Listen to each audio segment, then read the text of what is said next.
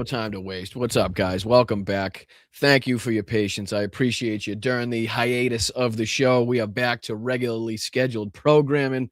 Let's fucking go. I appreciate you guys. It's good to be back. It's good to be home. Strange to be a little reluctant to leave a war zone. We'll get into all of that. I have a ton of photos and videos we'll go over at some point during today's show.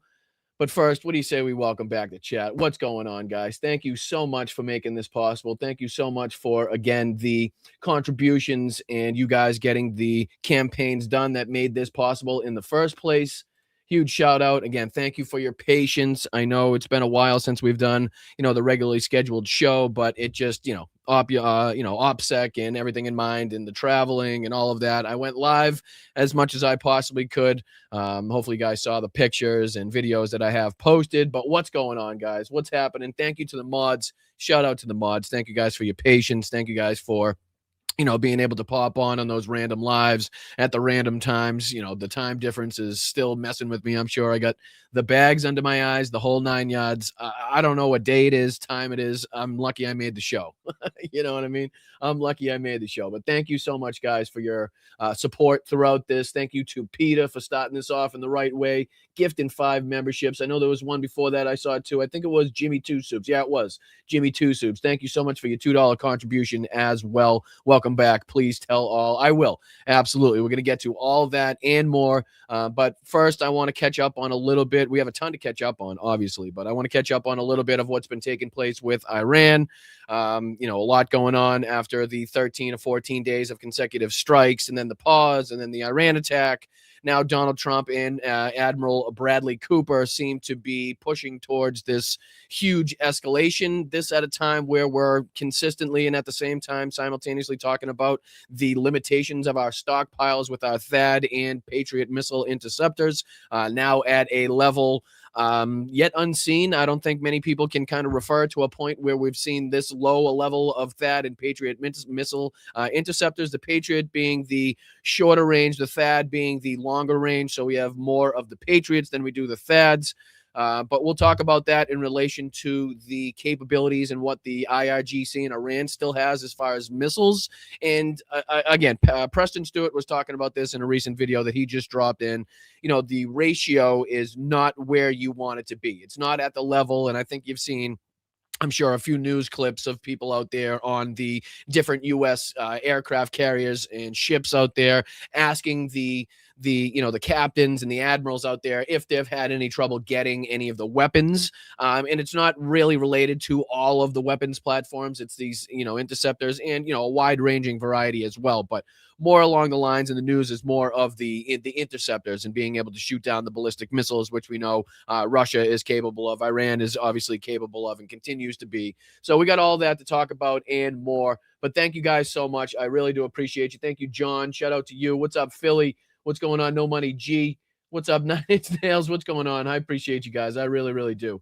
You guys have been fantastic, and it is literally all because of you that we're able to get this trip accomplished. Like I said, couple weeks, around 7 countries, 1 mission, many Russian missiles. So that's an experience that obviously I'm going to expound upon. Just what I saw in the city of Kyiv, what I saw in the citizens of Ukraine, and them again carrying on with daily life in some of the most horrendous, circumstances that you could possibly imagine. But thank you guys. I really do appreciate you. Peter, Forever Young, all you guys, Black Dragon, Jupiter Judy, Mr. Foss over there on Twitch. Thank you to everybody on Facebook, YouTube, Twitch, Instagram, Substack. Please hit that like button, subscribe to the channel. We have a lot to give away as well. I picked up some knickknacks and some souvenirs. Probably going to do a giveaway both on the Patreon and then as far as the YouTube members, because that gives me, a distinct list of people that I could choose from randomly at that point in time. So maybe on it later on the show, I will show you guys what it is. And then you guys, if you're not already signed up at patreon.com/Boston Brian or right underneath me at the YouTube here, can sign up if you want to be, kind of entered into the possibility of getting these fantastic, like I said, some of it are plates and I got flags and I'll be giving away some patches and stuff like that. So stick around. I really do appreciate you. Ian, Elaine, thank you guys so much. William, Gamer, Dame, Dog, Vicky, Alyosha, what's up, my brother? See you over there on Twitch. Salute to you. Laurie, thank you so much. Appreciate you. Laurie's always keeping me honest. You know, she always tells me when I look exhausted. She's the first one right there to be like, come on, you got to get more sleep. You look exhausted there, kid. But thank you guys very, very much. I really do appreciate it. Like I said, your patience and sticking with me. Anybody that didn't unsubscribe because it's been a couple weeks without a show. Hopefully everybody understood where I was, what the mission was. In case you're just joining us and watching us for the first time, I know I had some, I had the opportunity to have some fantastic relationships being built with the people I met. So if anybody new is watching, anybody from the convoy is watching, a big salute, a lot of respect to you guys. Help 99, the NAFO campaign, the 69 Sniffer Brigade in general, just everybody that's involved, all the people that I had the opportunity to meet. And we'll get to see some, like I said, pictures and photos a little bit in the show. But let me just throw this on the screen because I just want to start here. What's going on, Tamara? Hey, Tina, how are you? Sam, hey, what's happening? Nick, what's going on, Nicholas? Yakov, hope you're well, my brother. Hope the back is holding up. What's going on? Thank you, Nina Canadian. How are you? Good to see you. Yeah, we got a ton to talk about. So the journey, just the the travels to get there before we even started the convoy. Obviously my time in Kyiv after the handover was accomplished and after most of the group had already left, I decided to stay a little bit longer. We'll talk about the difficulties and how stupid I was to not plan and have the train ride home already set before I went to a war zone and into Ukraine. All of the things, just in case anybody wants to travel there, I can give you a little bit of insight and, what not to do. So I've made the mistakes so you guys don't have to. But like I've said in a few posts, hopefully, the next time I get to go back to Ukraine, it's flying into the airports to celebrate peace and the ultimate Ukrainian victory over Russia. And if not, it's going to be, again, to deliver more vehicles, aid, equipment, and help and assist the Ukrainian military and the people of Ukraine as much as humanly possible. So again, big shout out to the community here at Blunt Politics for making this possible. It's amazing what you guys are capable of. I know we don't have the biggest community on YouTube by any stretch of the imagination, but we punch well above our weight class. And this being our second campaign, with the NAFO community, being able to hand the vehicle over firsthand was just an unbelievable honor. And to see the appreciation and the gratitude from the 3rd Operational Battalion, I got some flags, I got some patches. Obviously, a lot of hugs and handshakes and thank yous from the soldiers that were sent there from the unit to accept this vehicle and the other vehicles. I mean, again, to talk about being a part of the largest NAFO handover as far as vehicles is concerned. I think, again, I always get this number mixed up, but I think it was between 34 and 38 different vehicles of all different types that were involved in this convoy.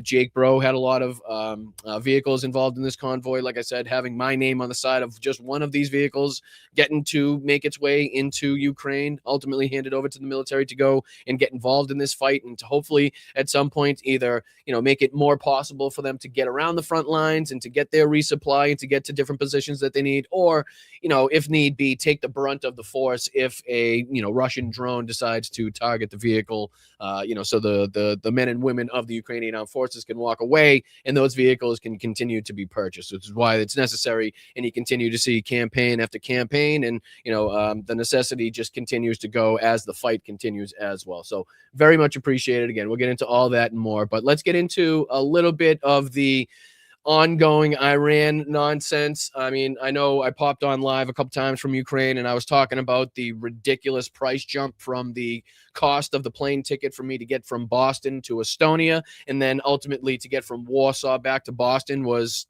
damn near tenfold.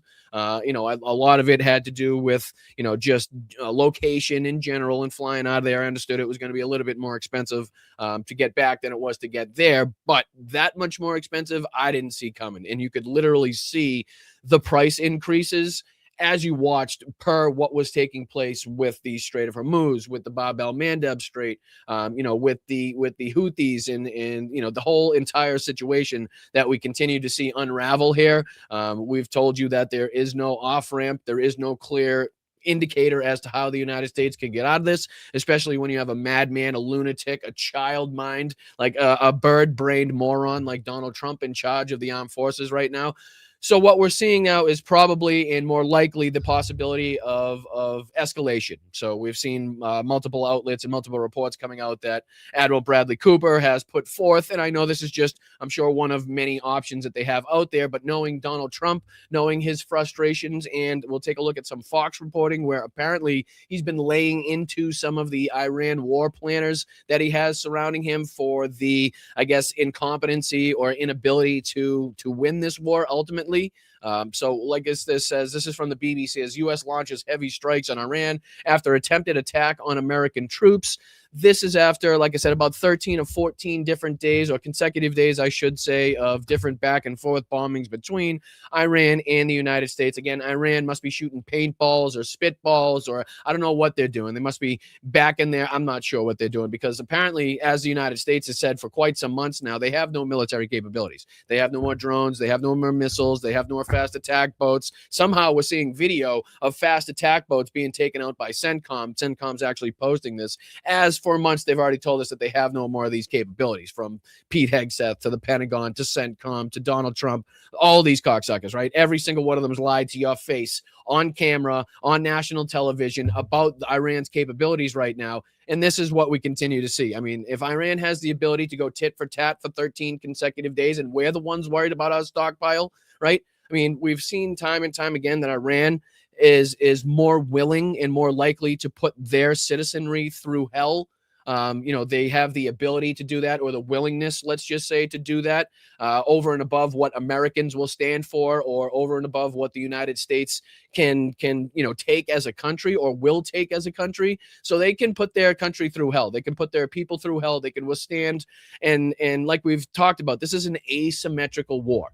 And the second that Donald Trump decided to sneak attack Iran, as they were involved in negotiations, regardless of how you think those negotiations were going, they were at the table talking, and Donald Trump and Benjamin Netanyahu decided to sneak attack Iran and decide to hit a bunch of different targets. The second that happened, right, and the Iranians closed the Strait of Hormuz, that immediately put into practice the fact that we need to degrade Iran and the IRGC's military capabilities nearly 100%. We need to make it so they can't put a missile or a drone or a mine in the Strait of Hormuz. We need to make it so that the shipping companies and the insurance companies and the captains of these cargo vessels and oil tankers know for a goddamn fact that Iran cannot and will not decide to strike one of those ships going through there in order to make this problem go away. The other side of that is that Iran only needs the ability to send in, again, the threat of a drone, the threat of a missile. So if they have 1, 2, 10, 20 of those things lying around, they still have the ability to take out any of these ships, or the ability to threaten the world.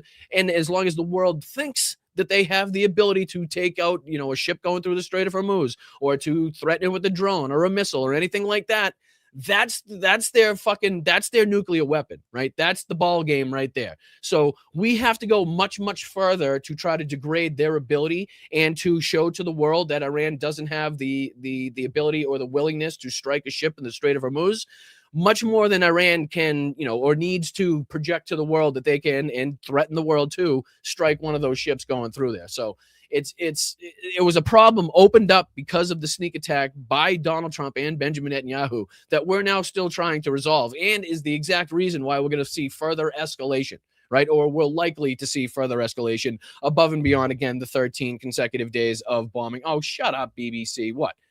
For crying out loud. No, I don't want to learn more. No, well, I do want to learn more, but no, I don't want to pay $9 a month, and I certainly don't want to pay $50 a year to fucking learn news. Jesus Christ, with these fucking sites is just never ending. Yeah, let me suck the money out of you, you fucking corporate capitalist pigs.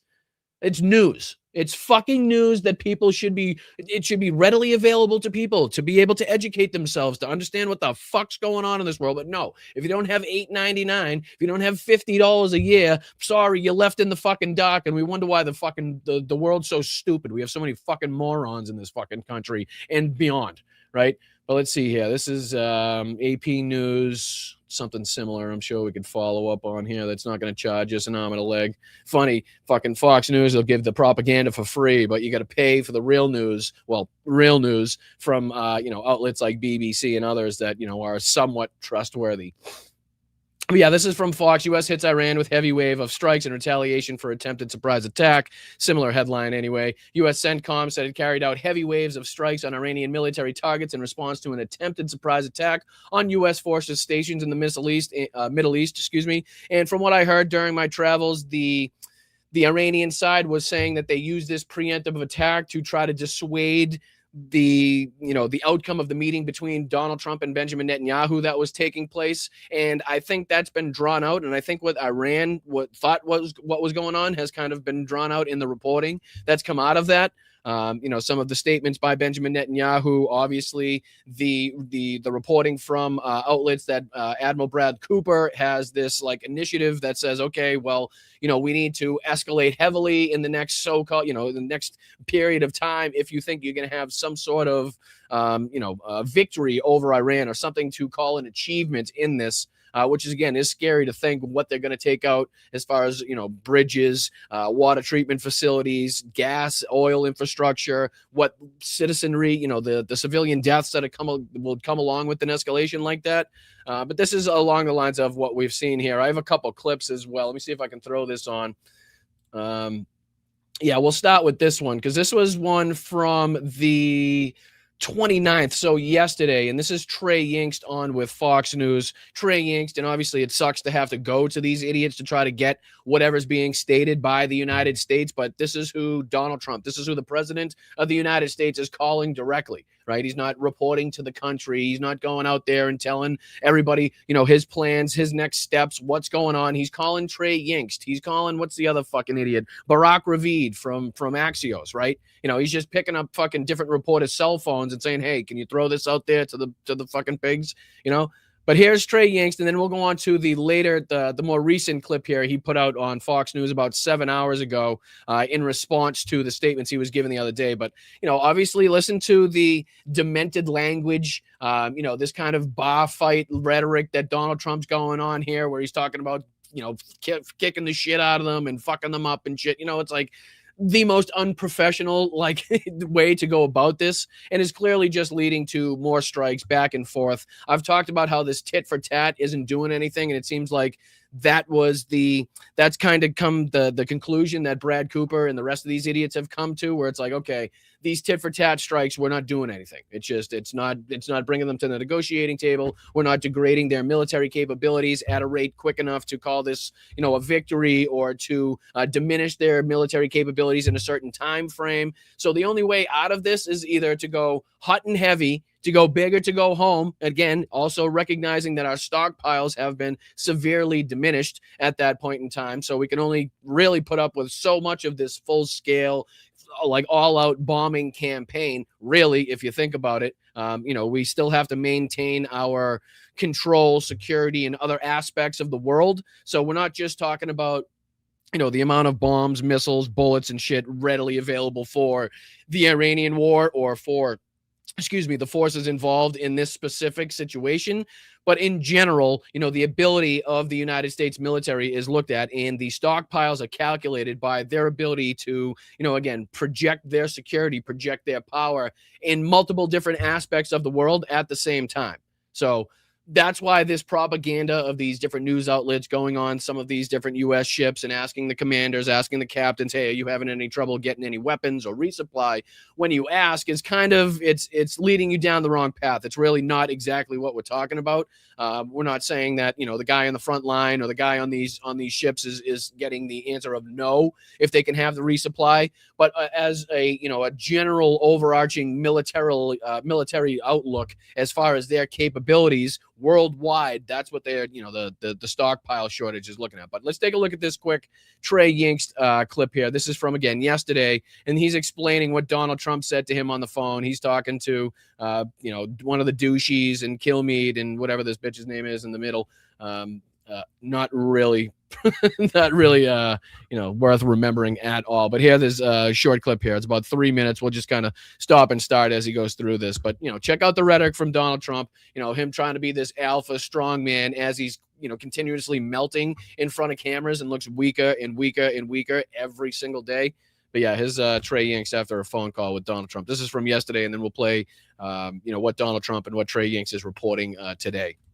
Yeah, guys, good morning. President Trump reacting to that Iranian attack on U.S. forces overnight in Jordan. President Trump tells Fox News about Iran, "We are going to beat the effing S out of them." He went on to say, and I know, listen, I know it's cable news and he can't say that, right? But boy, oh boy, does he sound like a bitch having to be like, oh, we're going to kick the effing S out of them. You know, it's like, please, you know, like Donald Trump should know that he's not going to be able to say that on national television. And it's just going to come across as like, you know, this schoolyard behavior. It's just going to sound like a child. It's not going to have the emphasis if you know, if Donald Trump went on television or went in front of a camera and actually said that, or if it was like a live television, live interview that they were playing over TV, if he said that. So it's just, it didn't really have the effect, I don't think. You were going to kick the effing S out of you. It's like, I'm sure that really made the Iranians fucking shaking in their boots. It's like, fucking Jesus Christ. We're led by absolute moronic children, pedophile idiots that somehow made their way because of nepotism into the fucking limelight because of their rich fathers or mothers or however they managed to con or fraud their way into, you know, stardom. Unreal. But it goes on. Them hard, they're going to get a beating. So clearly the United States is going to respond to what the president described as a surprise attack. He says U.S. forces had just minutes to shoot down these incoming... And the irony, the fucking irony of the United States being upset about a sneak attack or a surprise attack when that's how this entire war started, was by and through a United States sneak attack in conjunction with Israel. You know, so do we really have a fucking soapbox to stand on as far as this is concerned? And again, like I said, the IRGC, from what I've heard reported and from the Iranian side, we're trying to kind of get ahead of whatever plans, evil plans were coming out of the meeting between Trump and Netanyahu.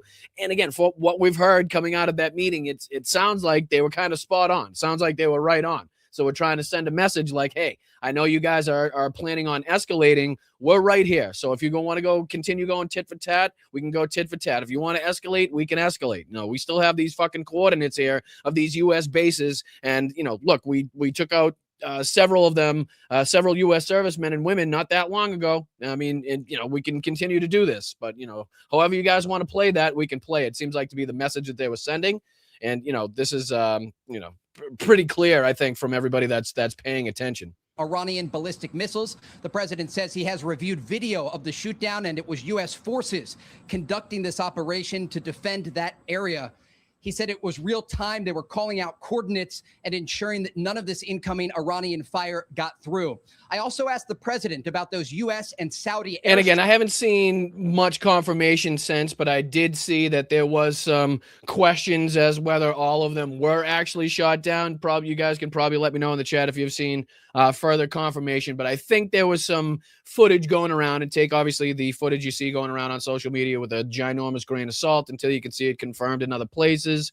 But yeah, there was some reports going around that there was some visual evidence to suggest that there were some either direct impacts or, again, some of the fragmentation and some of the debris may have caused some sort of damage. So I did see that. I haven't seen any confirmation or, you know, news reporting otherwise. Strikes against Iran-backed Iraqi Shia militias overnight. He says those strikes were coordinated with the Iraqi government. He called these Iran-backed militias a cancer on the world and says he is considering additional warnings against Iranian proxies and their link to the Iranian regime. Oh, thank you guys. Much appreciated. I appreciate everybody throwing in a couple bucks there in the chat. Again, if you want to sign up at the YouTube for YouTube membership just underneath me, or at the Patreon at patreon.com/BostonBrian, we'll be going through, again, I'll just might as well tease you a little bit with some of these pictures here, right? So we're going to go through all of the, you know, the pictures and videos and stuff from my trip later on in the show. And then, like I said, I got some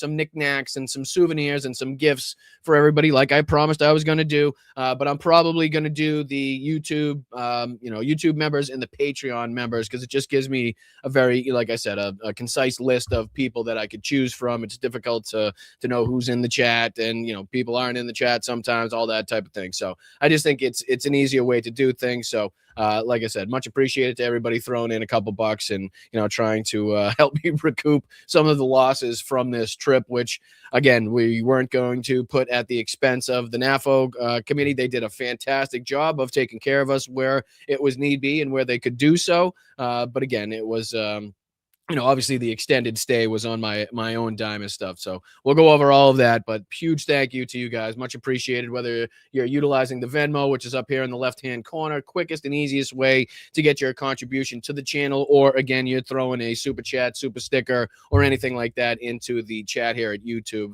Very much appreciated. All goes to help this community. And if you could hit that subscribe button, we're trying to get to 25,000 subscribers before midterm elections to make sure that we have the loudest voice possible when that time comes. Obviously, the closer that we get, the more important the mission gets there. So much appreciated. And like I said, we'll just go through a little bit more of this Trey Yanks clip, and then there's one more of what he was reporting today, kind of the updates, I believe, from what he was talking about with Donald Trump, or some of the activities from the United States military regime. The president also talked about his meeting yesterday with Israeli Prime Minister Benjamin Netanyahu in the Oval Office. He says it was a great meeting, adding he understands now. It appears that the relationship between President Trump and the Israeli Prime Minister is strengthening. No. It seems like that's what they want you to believe. It seems like that's what they told you so you could report that to your dumb apes and monkeys and the morons that watch this fucking program, right? And this channel in general. That's what they want you to believe. That's what they're telling you. That's why you get the phone call, right? That's why when you call him, he answers and gives you all the bullshit news, because he knows you're going to go on Fox News and spew that, right? He knows that Barack Ravid's immediately going to take to social media and write these ridiculous articles about, oh, the peace is just around the corner. Donald Trump called me, said the Iranians just came to the table. We're going to have peace in about 37 seconds. No, the bombs are still dropping. Shit.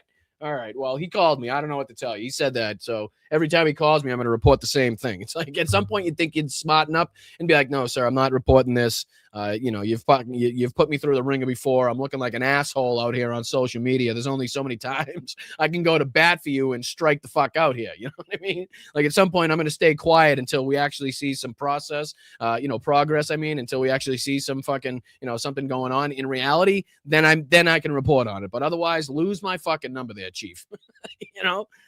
The president called that meeting in the Oval great. In terms of possible talks with the Iranian regime, the president says we're going to let them keep talking.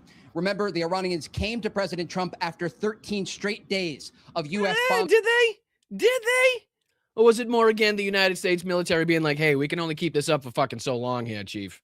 Like, I don't know. We're not getting anywhere. This isn't doing anything. We're not degrading their military. They're certainly not fucking running to the negotiating table. So, like, I don't see in any way the reaction from the Iranian side being like, okay, let's rush to the United States now after these 13 days of bombing, because that's what did it. That's what broke the camel's back, for lack of a better term. Against Iran, asking to meet about the Strait of Hormuz and their broader nuclear ambitions.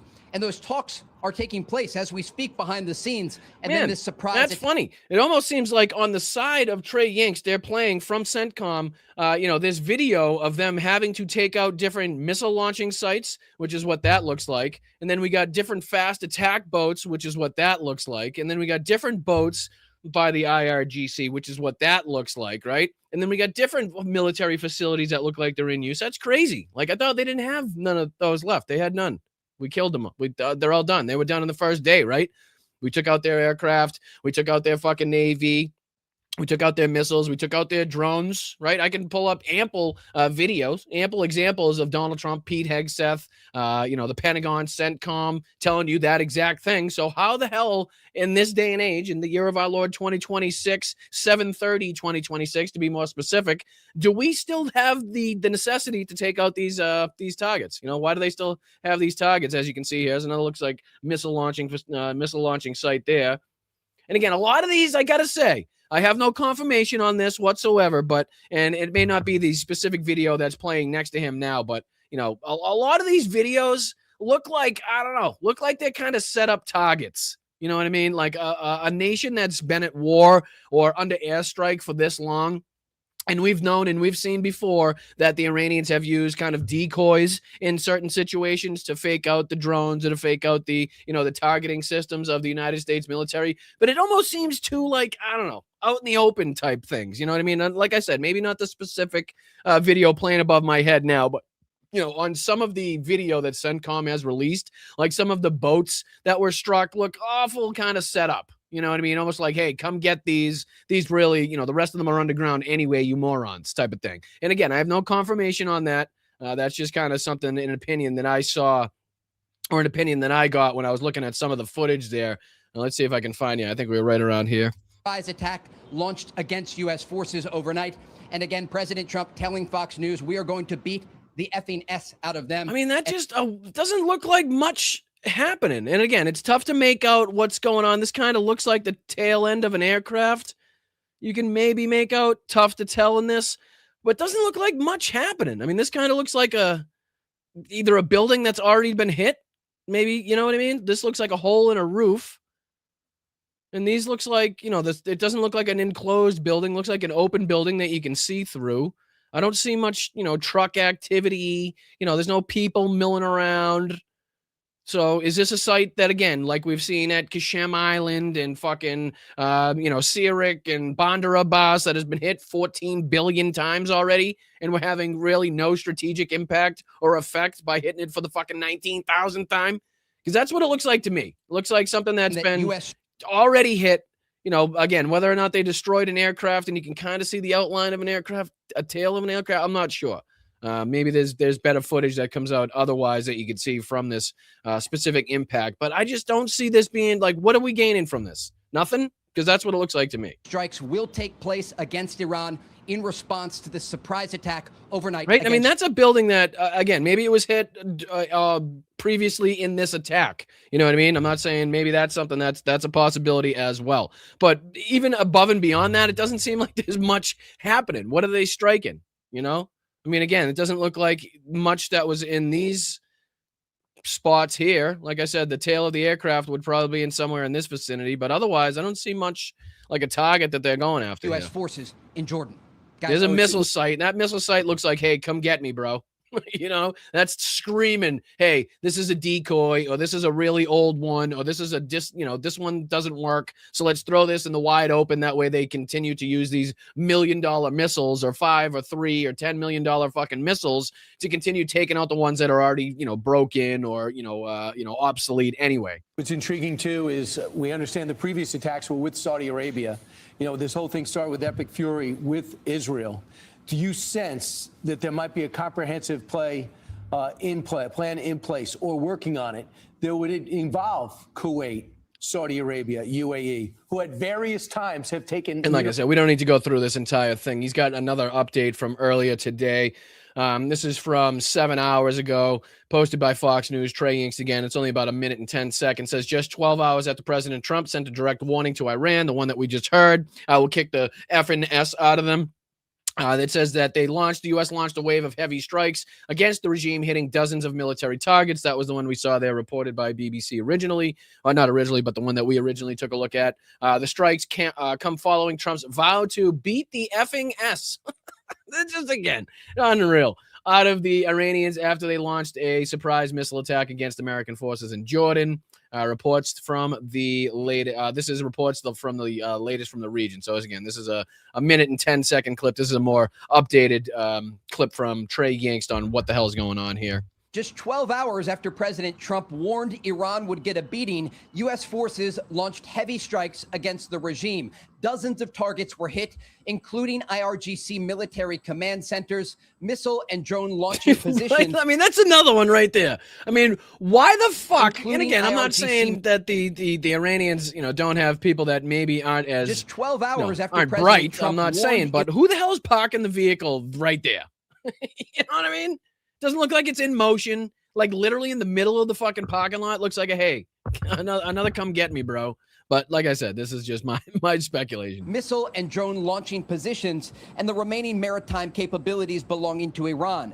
Now, U.S. Central Command released a statement saying... Look, here's another one. Just these, little, these are the fast attack boats. There's obviously a smaller boat, couple smaller boats, couple dinghies behind them. But these just look like, come get me. You know what I mean? Maybe they're broken. They couldn't be, or again, these are just the sacrificial lambs because the rest of them are underground, and they know that the amount expended by the United States to try to destroy these is much more than the cost or the worth of these boats in general. So again, they're probably just like, throw a couple out there. Let them take them out. Successfully completed a heavy wave of strikes against Iran in response to me. CENTCOM continues to put out statements saying that they're targeting things that Iran no longer possesses. It's like, what the fuck? Like, do they not see how stupid they look and the irony in what they're saying? Like, we continue to put out statements and videos to show people that we're striking things that we told you Iran no longer has. They don't exist anymore, but here's a video of us continuing to hit them. Like, what? Fucking Twilight Zone material. And this is like that forever war territory that I think we've entered here in this, in this conflict. Is really the only way that both sides see kind of light at the end of the tunnel is to escalate, right? And then whichever one kind of bows out first, obviously then you got your victor. But that doesn't seem like there's an off ramp. Doesn't seem like there's a hey, we're going to negotiate, or hey, we're going to talk well before any bombs, missiles, or drones continue to fly through the air. Seems like, no, we're going to do anything and everything we possibly can to try to hurt civilians, take out infrastructure, show that we have the bigger dick in this situation. And hopefully, again, that'll be enough to make the Iranians back down. Still not recognizing that they're willing to put their country through a lot more pain, torture, heartache, to try to win this fight than the United States and the citizens of the United States are willing to put up with ourselves, right? So, something that just it doesn't seem to be getting through the fucking thick skulls of anybody associated with this administration or, again, leading this military fight. Yesterday's attempted missile attacks on U.S. forces. The strikes aim to further diminish threats posed by Iran and its proxies to American forces, commercial shipping, and neighboring Gulf countries. Earlier in the day, President Trump told Fox News, "We are going to beat the effing S out of them," after the Iranians launched that surprise missile attack on U.S. forces in Jordan. The president later spoke from the Oval Office, saying this: "We're going to hit them very hard. I mean, I can actually say that because in that there's very little they can do about it. It was a different." Imagine the fucking disrespect, right? Imagine that you're a family member of a U.S. serviceman and woman, or man or woman, that has lost their life because of the actions that Donald Trump has, been directly responsible for. And then you hear the president of the United States go on national television and be like, there's not much they could do. Meanwhile, your son or your daughter just died days ago because of one of these missile attacks from Iran on a U.S. base. How would you feel? How would you feel if it was completely discounted by the president of the United States, the death, the sacrifice to honor their fucking commitment to the Constitution of this country, to uphold and defend that Constitution against all enemies, foreign and domestic. And they sacrificed everything. They gave everything that you could possibly give, sacrificed their fucking life, only to turn on the television, see the president of the United States diminish that to the point where he says, fuck it. They can't do anything anyway. What are they going to do? Take out another 2 or 3 U.S. Great. Look how many we lost in Vietnam. Look how many we lost in Afghanistan or Iraq. It's not to that point. But you think it doesn't matter just as much to the fucking families, to the friends, to the co-workers, the people surrounding the U.S. servicemen and women that have sacrificed themselves or been sacrificed by Donald Trump is a better way to describe it? In this fucking futile, useless fucking war that has done nothing but put more pressure on the world economy, cause heartache and pain to the United States citizenry with no benefit, no light at the end of the tunnel, no benefit to speak of whatsoever. All because this guy's demented view of sucking up all the oil on the fucking planet, apparently. And I don't know, building a big oil theme park or something. I don't know who the fuck, what he wants to do at this point. But can you fucking even imagine? I couldn't, and it pisses me off to no end. And I, again, don't have a direct horse in this fight in this way. But I'm sure somebody out there does. Maybe somebody in the chat knows somebody that's been stationed in the Middle East, right? Maybe you do know a friend or a family member that knows another friend or family that has lost a loved one because of the actions, because of the fucking leadership of this demented fool that you see on your fucking screen right now. And he goes on there and says, Iran can't do anything anyway. They have sure as fuck seems like they have the capability to continue killing our fucking military servicemen and women, because that's what continues to happen, right? So I look at reality and I say, what you're saying doesn't match up with what the reality is that I'm seeing on the fucking ground. So it pisses me off on behalf of the fucking families of the U.S. servicemen and women that have been sacrificed by this dickhead. to hear him say time and time again that it doesn't matter. I can say all the plans, right? I can tell you what we're going to do. How would you feel if, again, you weren't, the unfortunate people or one of the unfortunate ones that have lost somebody so far, but you do have a pilot in the Navy. You do have somebody stationed on one of the warships in and around this fucking vicinity. And you got the dickhead commander-in-chief here going on national television to be like, yes, this is what we're going to do tonight. You know, not like it's not known already, but I don't know. I just wouldn't want that added layer of the president telling the enemy what the fuck we're going to do hours before we do it so they could get their anti-defenses, anti-aircraft in place. You know what I mean? Or again, whatever the fuck the way they're, whatever way in which the U.S. military was utilizing these attacks. But it would piss me off to fucking no end, and does piss me off to no end, that he continues to diminish the toll that it's taking on families, on friends, on everybody else, again, surrounding the people that have been sacrificed by this guy in this, again, feudal fight, this nonsensical, ridiculous war that he's gotten involved in. Than we're dealing with. They've already apologized, but, we got to smack them a little bit. Mr. President, what was going to hit back when they strike? Will I always hit back? Yes. Pretty much. And again, that was just before he was also asked a question about about China's involvement, and I believe procuring or helping to procure, or what was the number? I think it was 400 million. I think I'm getting that wrong. I apologize, but we can go back and check out the reporting there. But he basically says, well, she promised me he wouldn't get involved, but if that's going on, shit happens, basically. And it's like, oh my, he doesn't understand what a demented fool and, how brutalized he's actually being by some of the dictatorial autocrats, around this planet, and how manipulated he is, and how easily manipulated he is by these people. But yeah, that was Trey Yingst about 7 hours ago reporting on that. And then there was a few others. Let me see. I think this was, this was a quick clip here by Fox as well. This is Trump unleashes on Iran war planner. So this is where I was talking about earlier. This is the new reporting talking about how Donald Trump is pissed off with the war planners.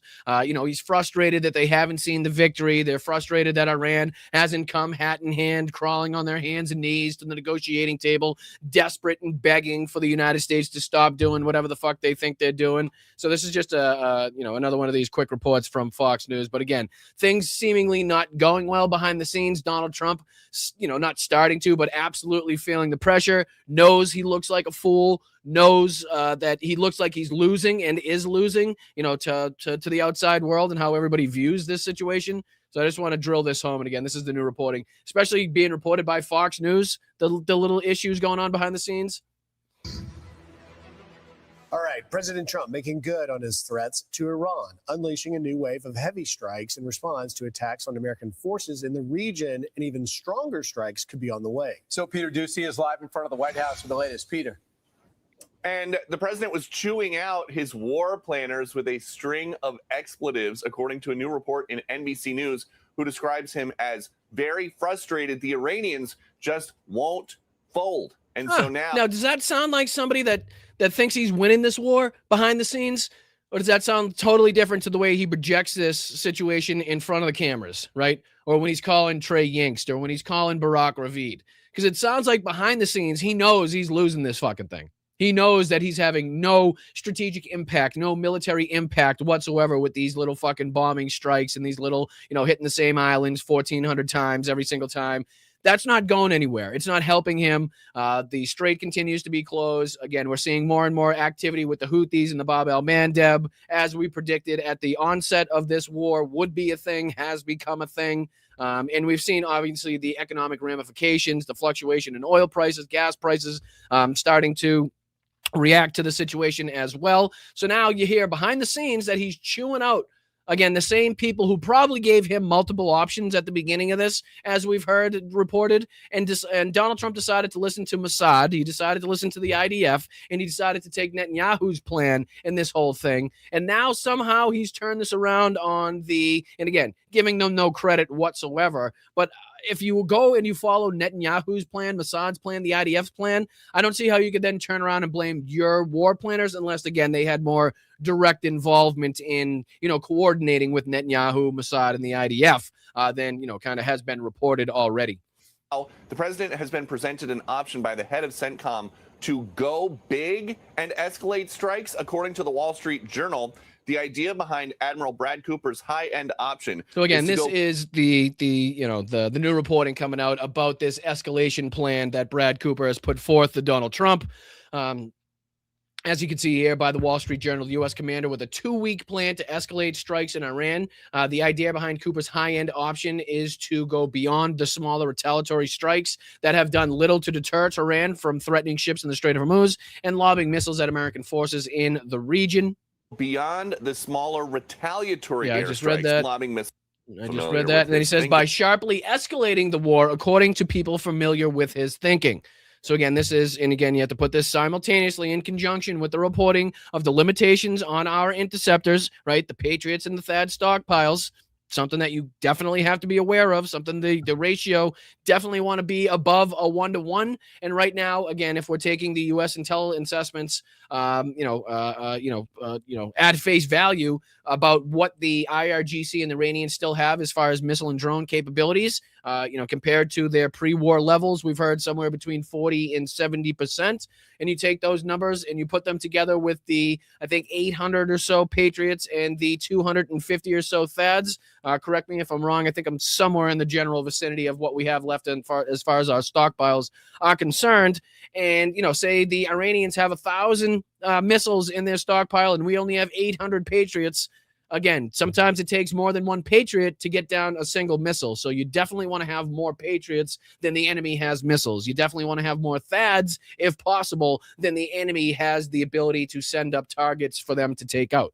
So again, we continue to see that degraded to a point. A lot of military experts have seen or are commenting that they have not seen this level in their lifetimes as we continue to report about the capabilities of the Iranians. Again, I don't know the number of missiles that they were able to put up in the 13 consecutive days of tit for tat, but it was clearly a sufficient amount, right, to do damage or to, again, kill, injure, maim U.S. servicemen and women. So clearly they have some left, CENTCOM says last night, forces successfully completed a heavy wave of strikes against Iran in response. I think that was kind of the gist of what I wanted to show in this clip as well. Let me see what this clip here is from Donald Trump. I think this is where he's asked about, this is about this is one too. So this is the Reuters report about Chinese getting involved, China getting involved, Iran to get Chinese shoulder-launched missile systems in weeks, sources say. And Donald Trump was actually questioned about this in the Oval Office. And then let's see if we can play this clip for you here where he's questioned about this exact thing. Again,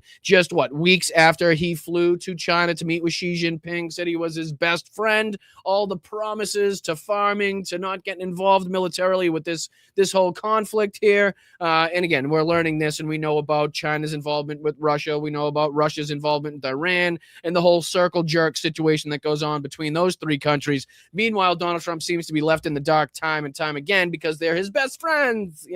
Can't really, what are you going to do? Shit happens if they're going to, use their weapons to kill U.S. servicemen and women. Well, men and women, what can you do? Type of thing. That's quite literally his response here in this next clip.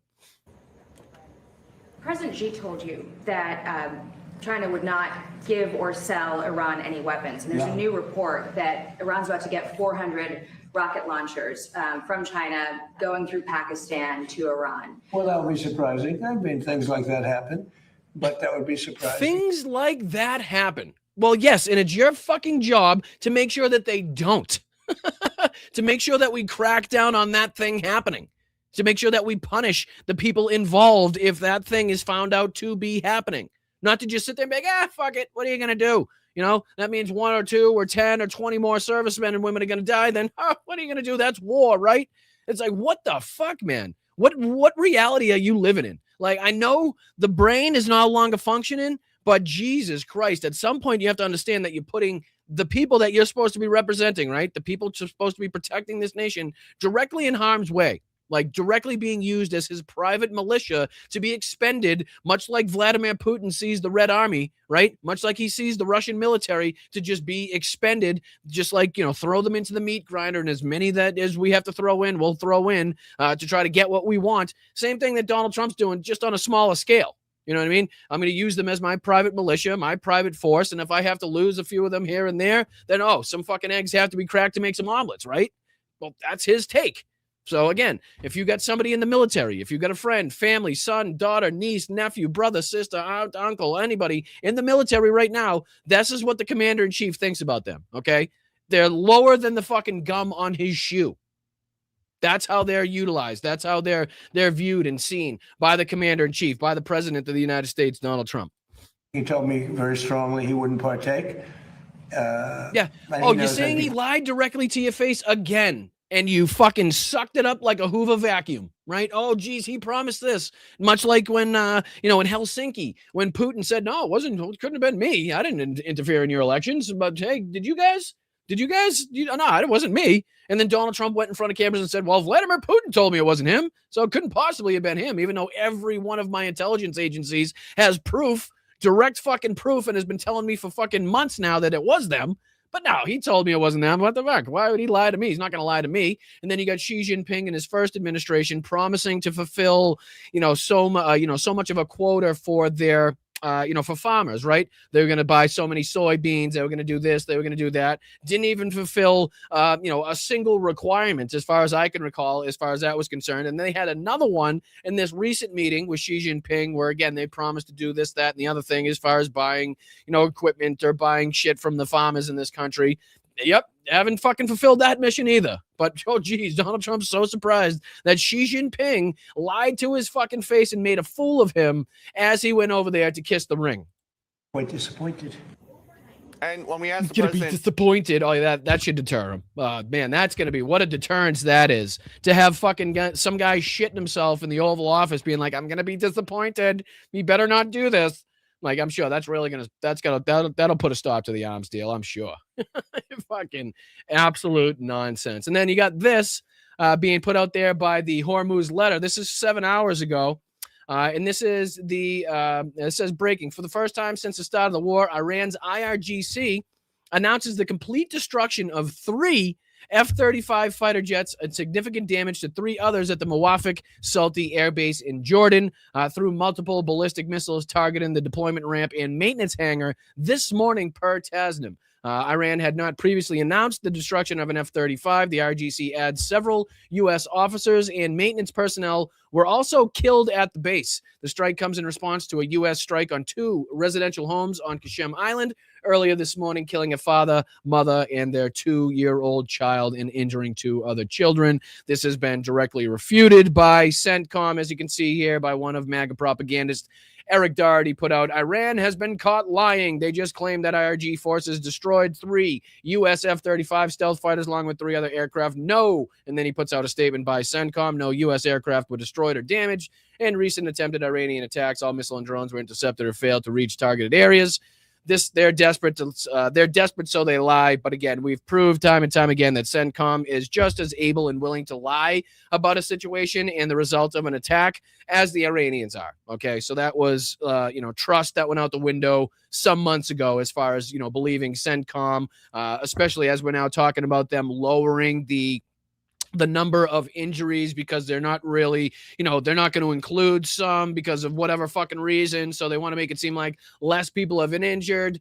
We've seen them try to, fuck with and manipulate the amount of deaths that we've seen in this conflict, in this war so far as well. So my ability to believe CENTCOM is, right in there with the shit on the toilet paper after you wipe. So again, as for what actually comes out of this, we have to continue to see. Maybe there's some footage that comes out. Maybe there has been, and I'm just not aware of it. If so, I do apologize. I'm still trying to, again, figure out what day it is and what time it is. I'm sure I'll get back on track as far as, breaking news is concerned. At some point. But this is Drop Site reporting similar. IRGC claims it destroyed 3 U.S. F-35s in Jordan. Jordan, obviously, being where the more recent U.S. servicemen and women were killed by the Iranian attack. The IRGC claims a missile strike on the Al Azraq Air Base in Jordan completely destroyed 3, which, again, you can see here kind of the discrepancy. Let's see here, because this one said the Mawafik Air Base. So Hormuz letter said the Mawafik Salti Air Base in Jordan. Drop Site is saying which one did they just say here? I just read it. Where'd it go? Jets in Jordan. Oh, here, Azraq Air Base in Jordan. So, again, take it with a grain of salt, what's being reported and what's actually confirmed out there. 3 USF fighter jets and badly damaged 3 others, according to a statement carried out by Iranian state media. Let's see. I'm going to put in F-35s Iran and see if we can get the latest. F-35 Iran. See if there's any updates or videos or footage. That was 3 hours, 7 hours ago, 3 hours ago. What is this? Second impact confirmed in Mawafik Salti Air Base, Jordan. Likely another fighter jet of the type F-35 as claimed by IRGC. Does this have any? This is Mensch Onsen. Let's see here. This is one of the 237,000 followers. Let's see if there's any kind of community notes on this saying that it's AI or saying that it's not real. I don't see anything here. This is on top of his first report. It says at least 1 U.S. fighter jet was hit on the Mawafik Salti Air Base, Jordan, according to low-res Sentinel-2 imagery. Let's see what he says here. This morning, IRGC claimed to have destroyed 3 F-35s, as we've been talking about. And again, you can see in this really grainy footage here. See, here's kind of a more, again, clear or digitalized representation of what we're supposed to be seeing in that blurry account. You can see 1, 2, 3, 4, 5, 6. Looks like 6 aircraft that are visible at least. But again, tough to tell anything from footage as grainy as that. But let's see if we can go on, see if there's any other confirmation or anything else. There's the fact check supposedly by CENTCOM, yada, yada, yada. That was yesterday. Iran shot down America's F-35. It's clearly visible in the footage. I'm not likely to believe that one at all. Let's see here. Iran clash report. This is 8 hours ago in response to the attack on 2 residential homes, as we talked about. They claim they shot down 3 F-35s. I don't see any footage attached. This was 2 hours ago. Iran claims it destroyed 3 UF-35s with ballistic missiles, but the story has more holes than a target range. Iranian state media says a strike on Mawafik Salti in Jordan wiped out 3 American F-35s in retaliation for U.S. Attacks that allegedly hit civilians on Qashem Island. No independent sources confirm this, only Iranian reports. The base has reinforced hangars, and Jordanian and U.S. air defenses have previously intercepted Iranian missiles with high success. Again, I don't see how they could put too much stock in that. Again, as we saw just recently, the deaths and continued, injuring and, harm done to U.S. servicemen and women in Jordan specifically, and obviously in other areas, but definitely in Jordan. The base has reinforced hangars, like it says. For 3 F-35s to be destroyed, the missiles would need to penetrate defenses, hit precisely, and find the aircraft neither sheltered nor relocated. The claim looks relatively unlikely. So, again, taking the claims by the Iranian side with a grain of salt. This is 10 minutes ago. Iranian attack destroys U.S. F-35. Again, it's, I wouldn't, I don't see how that picture in any way associates. I'm not sure what they think that symbol would be as far as a U.S.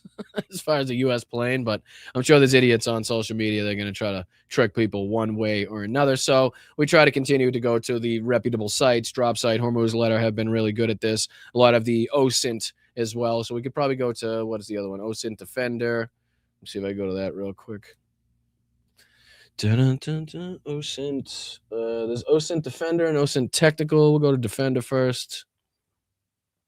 Let's see here. U.S. CENTCOM has issued a fact check disputing several claims made earlier today by the IRGC.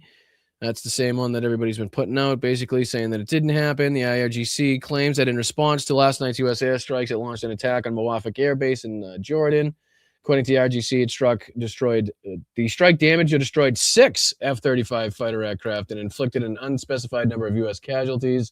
As with previous IRGC battlefield claims, these assertions should be treated with caution. The organization has a history of issuing exaggerated or inflated damage assessments during conflicts. As of this post, U.S. CENTCOM has not confirmed any attacks on U.S. forces in response to last night's strikes, nor has it acknowledged any losses at the Mawafik al-Salti Air Base. So, again, here's just the statement put out by the IRGC. Those who are attacked are permitted to fight, for they have been wronged, and Allah is certainly powerful, the exalted in might, the honorable and wise people of Jordan, yada, yada, yada. See if there's anything else. I think that's pretty much consistent with the amount of reporting that's out there on that situation. Again, if you guys know anything further as far as this is concerned, let me know in the chat. But I think this is pretty much, the Iranians suggest or, are alleging this. The United States is disputing it. and there's just kind of a bunch of dodgy footage out there and reports to try to sift through. So let's see here. There was a few of these other ones that I wanted to go through as well. We're also going to get into a lot of the, some updates from Ukraine. We got some frontline updates to go through. Obviously, we've been talking about the wild berry. I should probably hop into that, and I'll save this. I wanted to go through this at some point in the show today. I really did. I don't know how well it fits in there, but Jesus H. Christ, people. I mean, if you really want to show people, if you really want to get people that are not politically involved to understand how demented, deluded, and ridiculously unstable Donald Trump is, all you got to do, and I have only seen 2 clips of this, okay? This is why I chose this. I saw 2 clips in my travels of Donald Trump speaking at Lindsey Graham's funeral, and holy shit. Holy shit. And I was like, we got to watch that. We don't typically make it a point anymore to watch the entirety or much of Donald Trump's speeches or interviews anymore. Typically, that was like how we got our beginnings here at Blunt Politics. I used to sift through all of RSBN and watch all of RSBN's 6-hour coverages of his Trump rallies, right? But then I feel like the dementedness, we'll say, was kind of more prevalent and obvious to people. But only when he's making outlandish claims, or which is a lot really, or things that we typically are necessary to cover. Do we look at them? But Jesus, did I want to go through this, or at least as much as we could possibly fight through? But I think I'll wait. We'll get into a little bit of the wild berry coverage. Why don't we do that, and then we'll get into some of my trip, and then at the end of the show, if we have if we leave ourselves some time, we'll go through that. We'll go through this nonsense, right? We'll go through that nonsense because it is. Like I said, I know I know a lot of people can't stand listening to his voice, and for good reason. Absolutely right there with you. But this is like, again, the perfect example of how demented this guy is, right? Just how out to fucking lunch this guy is right now is that eulogy. And like I said, I saw 2 clips. So we'll be watching it fresh together. But let's go through a few of the stories here resulting or coming from the wild berry attacks from the Ukrainians into what is known as like this Amazon-like business that has been long known to be selling components and be, shipping different things to the Russian military. It's not the majority of their business by any stretch of the imagination, but it's widely known that that's what they're involved in, thus making it justifiable as a military target here. But it's having multiple impacts, okay? It's bringing the fight closer to the Russian people. A lot of small business owners, just like Amazon, sell their products through wild berries, so they're not able to make their shipments, not able to get their deliveries, obviously not able to produce their products. If, in fact, it's gone up in smoke like a lot of these products have. We can take a look here at just some of the more recent reporting from a lot of these accounts. We love looking at these different graphs that they got. We had one of these graphs that was made up for the oil refineries as well. So you can take a look at that. And this one's from the wild berry. So you can see kind of the locations, how badly they were damaged. You can see here this one was struck, but it wasn't burnt down. I would assume that these raging fires here mean that they were completely destroyed. So again, you can kind of keep track of how many wild berry facilities, I should say, the Ukrainians have been taking out recently, and it persists because another one has been hit. This is from 12 hours ago. It says the wild berries warehouse in Sarupol, Russia, was attacked by Ukrainian drones. In video 1, we'll take a look at. The area affected by the fire has grown. The warehouse itself covers 75,000 square meters. Also, wild berries warehouse in Penza got struck, which is shown in video 2 there. The warehouse itself covers 90,000 square meters. So let's see if we can take a look, and we'll go through, whatever footage we can find here as it relates to these strikes and others as well. This is video. Make it a little bigger on your screen. Wild, the footage coming from these. I know I'm kind of a little bit behind. I think the first wild berry strike was taking place as I was driving, or maybe just before. Like I said, I'm lost track of time at this point, but trying to catch up on all of these strikes and the videos coming out of this. And, I've talked about how lucky is, as far as propaganda is concerned, the Ukrainians have been getting with a lot of these recent strikes. The Russians try to do this a lot of times with their strikes on Kyiv to try to get that, the big bang as far as the news headline is concerned, as far as apartments struck or people killed in Kyiv. But time and time again, with we've seen it with the attack on St. Petersburg or Moscow, or the Russians taking out their own oil storage tank, blowing the top sky high. How iconic that photo has become. The photo of cloud and just a cloud of smoke billowing over Moscow or St. Petersburg, and similar to like these videos here that have been coming out from these wildberry strikes, just absolutely massive blazes with all the plastic and all the cardboard and I'm sure flammable material that go in, that are involved with these packaging facilities, shipping facilities, and these wildberry facilities in general. You can see here kind of relates and looks a lot like the oil refinery strikes that we've seen, and the oil burning off or the gas cooking off, whatever the hell is going on. If you can look at these pictures, here's another one of these videos here. Вырывается, вон даже видно. Я не знаю, что это вообще. Это просто капец. I mean, that's a crazy one again. Let's see here. There was another one. Video 2 was from the one from Penza, which I believe was this one. Another pretty substantial blaze there. You can see in the background, covered in so much smoke, you can't even see the facility. You can see just a little bit of it here. But yeah, obviously put on what looks to be Telegram by, a concerned Russian citizen, just wanting to let everybody know that this was taking place and that the Ukrainian strikes were effective. But yeah, we continue here. This is War Translated, putting out some more video. In addition to the Ukrainian Armed Forces struck a Wildberries warehouse in Sarupol with an area of 75,000 square meters, as we just talked about. Here's another angle of that one. See if I can make this a little bigger on your screen. See how substantial that blaze is. Obviously, video being taken by quite some distance away, but look at that. I mean, very reminiscent of what it looked like when a World War II battleship or an oil tanker was taken out by a submarine or a surface vessel in World War II. Like very similar sights to that, and like I said, very similar sights to the Ukrainian strikes on the different oil refineries throughout Russia and occupied territories in Ukraine as well. Сейчас оттуда огонь вырывается, вон даже видно. Я не знаю, что это вообще. So that was the one that we just saw in the last one with a little bit of English translation there. This is posted by Nexta today. The 4th and 6th largest wildberry warehouses in Russia are still burning. Logistics center in Krasnodar is the company's key hub in southern Russia. You can see here the apocalyptic scenes coming from that. Jesus Christ. That is fucking insane. But that'll teach you to sell components to the Russian military as they conduct illegal wars and war crimes all over the place. This is the irony in Sasha Meets Russia posting this. Imagine if an Amazon warehouse was bombed in the US of A and the workers were killed. Well, that's exactly what Ukraine did in Russia to a wildberries facility, Russian version of Amazon. This is terrorism against terrorists. Somehow you can do terrorism against terrorists. Terrorism against civilians. Is this what you want your taxes to pay for?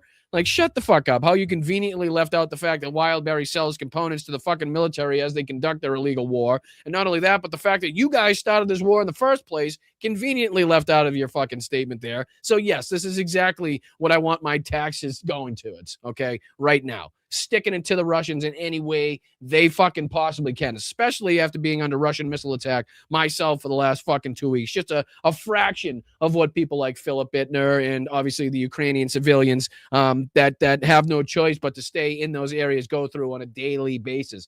But yes, this is what I want my tax dollars going towards. Things just like this. Absolutely.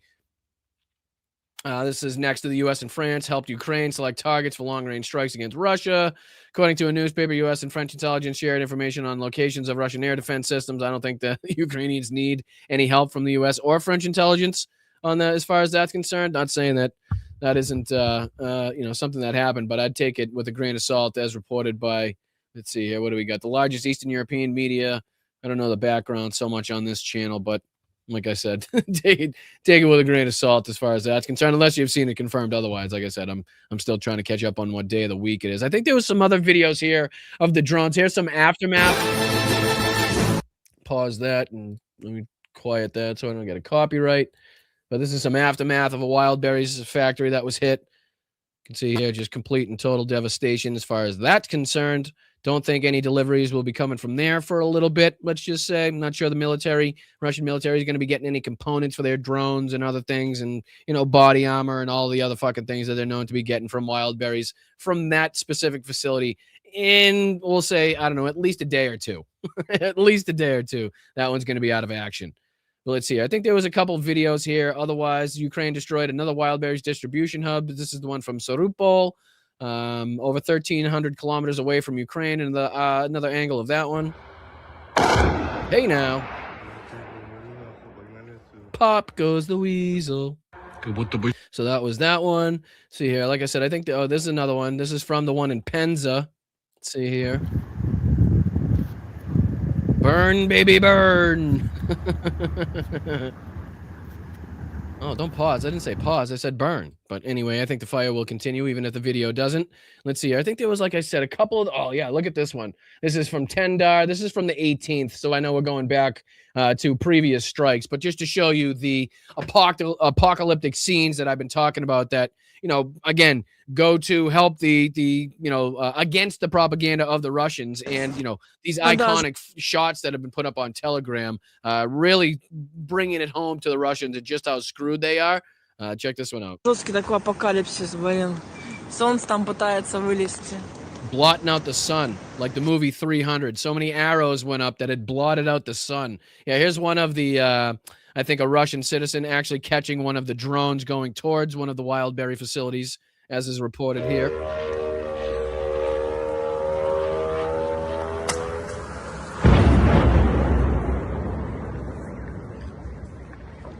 So again, there's that one. I think there's another one as well. Is this another one? Yeah, there's another one.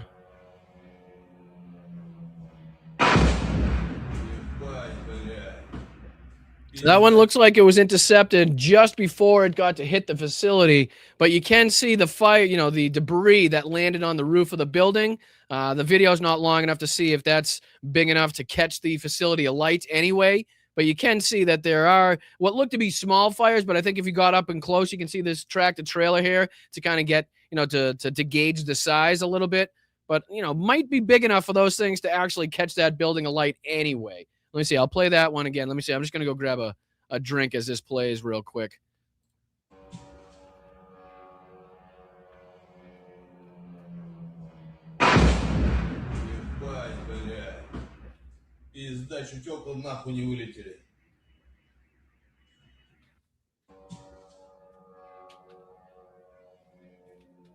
So I don't know. There may be some extended footage of this, from this video here, but I'm not sure. But very possible that those fires there on the top of that building were enough to kind of, cause a bigger fire. I don't know if it would be obviously enough to take out the entire facility there, but a lot of this footage coming out, a lot of these strikes continuing to happen. Again, this is as the Ukrainians are ongoing striking the resupply down in Crimea. The fuel shortages continue. So all of this is kind of coming to fruition for the Russians. Here's Anton Gerashenko. That's from the 18th. Like I said, I'm kind of late on the reporting there, but let's see if there's anything else. That's from the 23rd, 22nd. So no, that's probably, what's this one? Workers in Ryazan, Russia, watching their jobs go up in smoke after Ukraine struck another wild berries warehouse this morning. Some more footage from that one.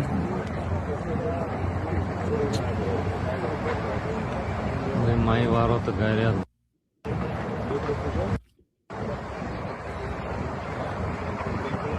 So let me see here. There was also this that I wanted to take a look at as well.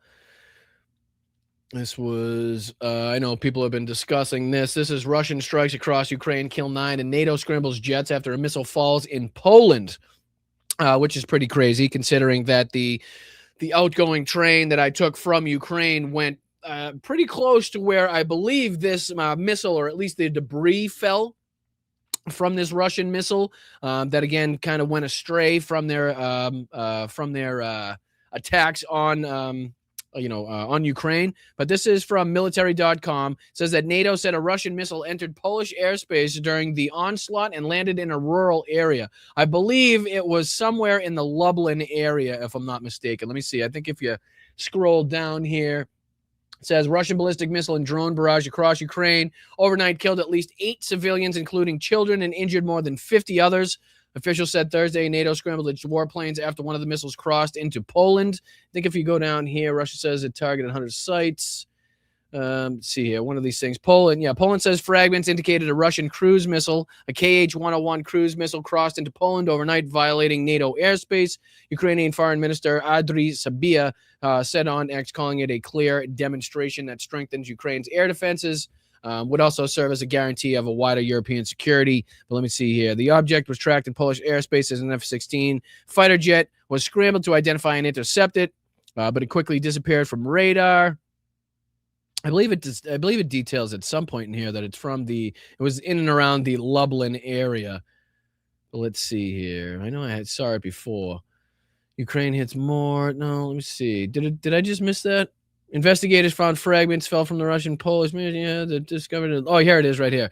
Tusk had met with Zelensky in Lublin on Wednesday to discuss the defense issues. NATO scrambled 2 fighter jets and an attack helicopter and 2 other aircraft and activated ground defenses. The spokesperson for the Alliance Military Command in Belgium, NATO Military Commander General Alexis Grinkovich, told Poland's defense general that they will continue to take all necessary measures to defend NATO territory. But you can see here on the map, let me just throw this up there for you real quick. This is the general Lublin area, and I can show you this, and this will probably take me into showing you a little bit about my trip, because this is the area that we went through pretty close where we traveled to Warsaw, right? So we went from ultimately Kyiv to Helm here. You can see Helm. Let me get out of the way so you guys can see the actual map.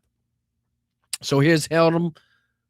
No, you guys can't see my mouse for some reason. Can you not see my mouse? Anyway, right where I was, you can see it just kind of lighten up in blue there when my mouse touches it on the right side of your screen. There's Helm. So that was the first stop we made. And then from Helm, we gone on to another train, and then we went kind of, northish to Warsaw. But it took us directly past, I should say, the Lublin direction, if I'm not mistaken.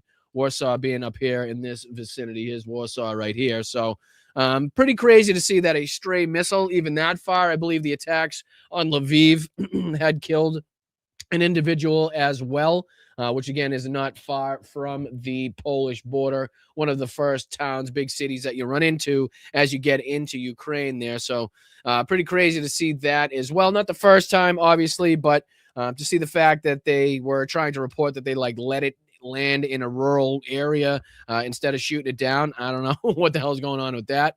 But yeah, let me see. There was another one here. We'll get into this. I'll play this, and then we'll get into my trip. How about that?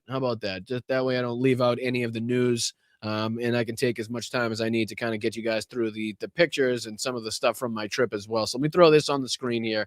This is, again, just a general outline from the sun there. And there it says Putin soldiers have only 20-minute lifespan, but it goes over a few different aspects of the recent developments from Ukraine. I think some of the reporting may be a couple days old because he seems to be a little bit behind on the amount of wild berry factories that have been hit. But generally, in an overarching sentiment, the reporting here is right in line in what's going on and taking place in reality. He talks about what's going on with the Fortress Belt. So I just wanted to dive through a couple areas of this.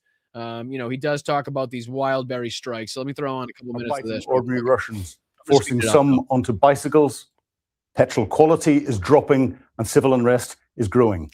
See, that's another thing, too, that not a lot of people are talking about. He's talking about the petrol shortages here, the fuel shortages for the Russians, but it's also having the ability now, it's having the effect of degrading the quality of the fuel. Obviously, people trying to dilute it or buying dirty gas where they weren't buying that before, just trying to, again, mitigate the damages and the losses seen from some of these recent Ukrainian strikes. But that's going to have an impact on a lot of the vehicles, as you just heard there in that short clip. Some of the Russians now taking to bicycles. A lot of people trying to get into the, electric bike, electric scooter category so that they don't have to deal with the, the petrol problems, the fuel shortages and stuff like that. But there's a lot of different aspects. So even the military now, if they're going to get bad fuel, if the fuel is not going to be that good, then, that's going to start having a problem, start creating issues with their vehicles. They're trying to downplay the way that these they're economic able to get around as well. Problems despite the fuel crisis and broader decline. A massive question looms. Will Russia be forced to mobilize? Now, before we analyze all of this, let's look at what's been happening on the front lines.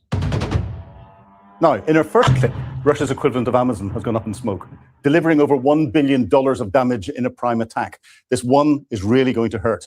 What's it called? Well, it's Wildberries in Russia. These warehouses help handle 52% of online retail in the country. Thousands of independent sellers store their entire inventory inside these hubs. Overnight, their stock and livelihood has gone. But it's not only clothes, phone chargers, and books that they sell. Wildberries has a more sinister stock available. Military gear such as body armor and drone components are listed on the platform. Pro-war bloggers say volunteers rely on the site to buy kit that is then sent to the front line. The numbers that he's talking about as far as damages are concerned are probably early numbers. So they're probably exponential as far as what he was just talking about, because I think he was only reporting about 3 of the factories that were hit so far. And I do believe we've seen, about 10, if I'm not mistaken, somewhere in that general vicinity.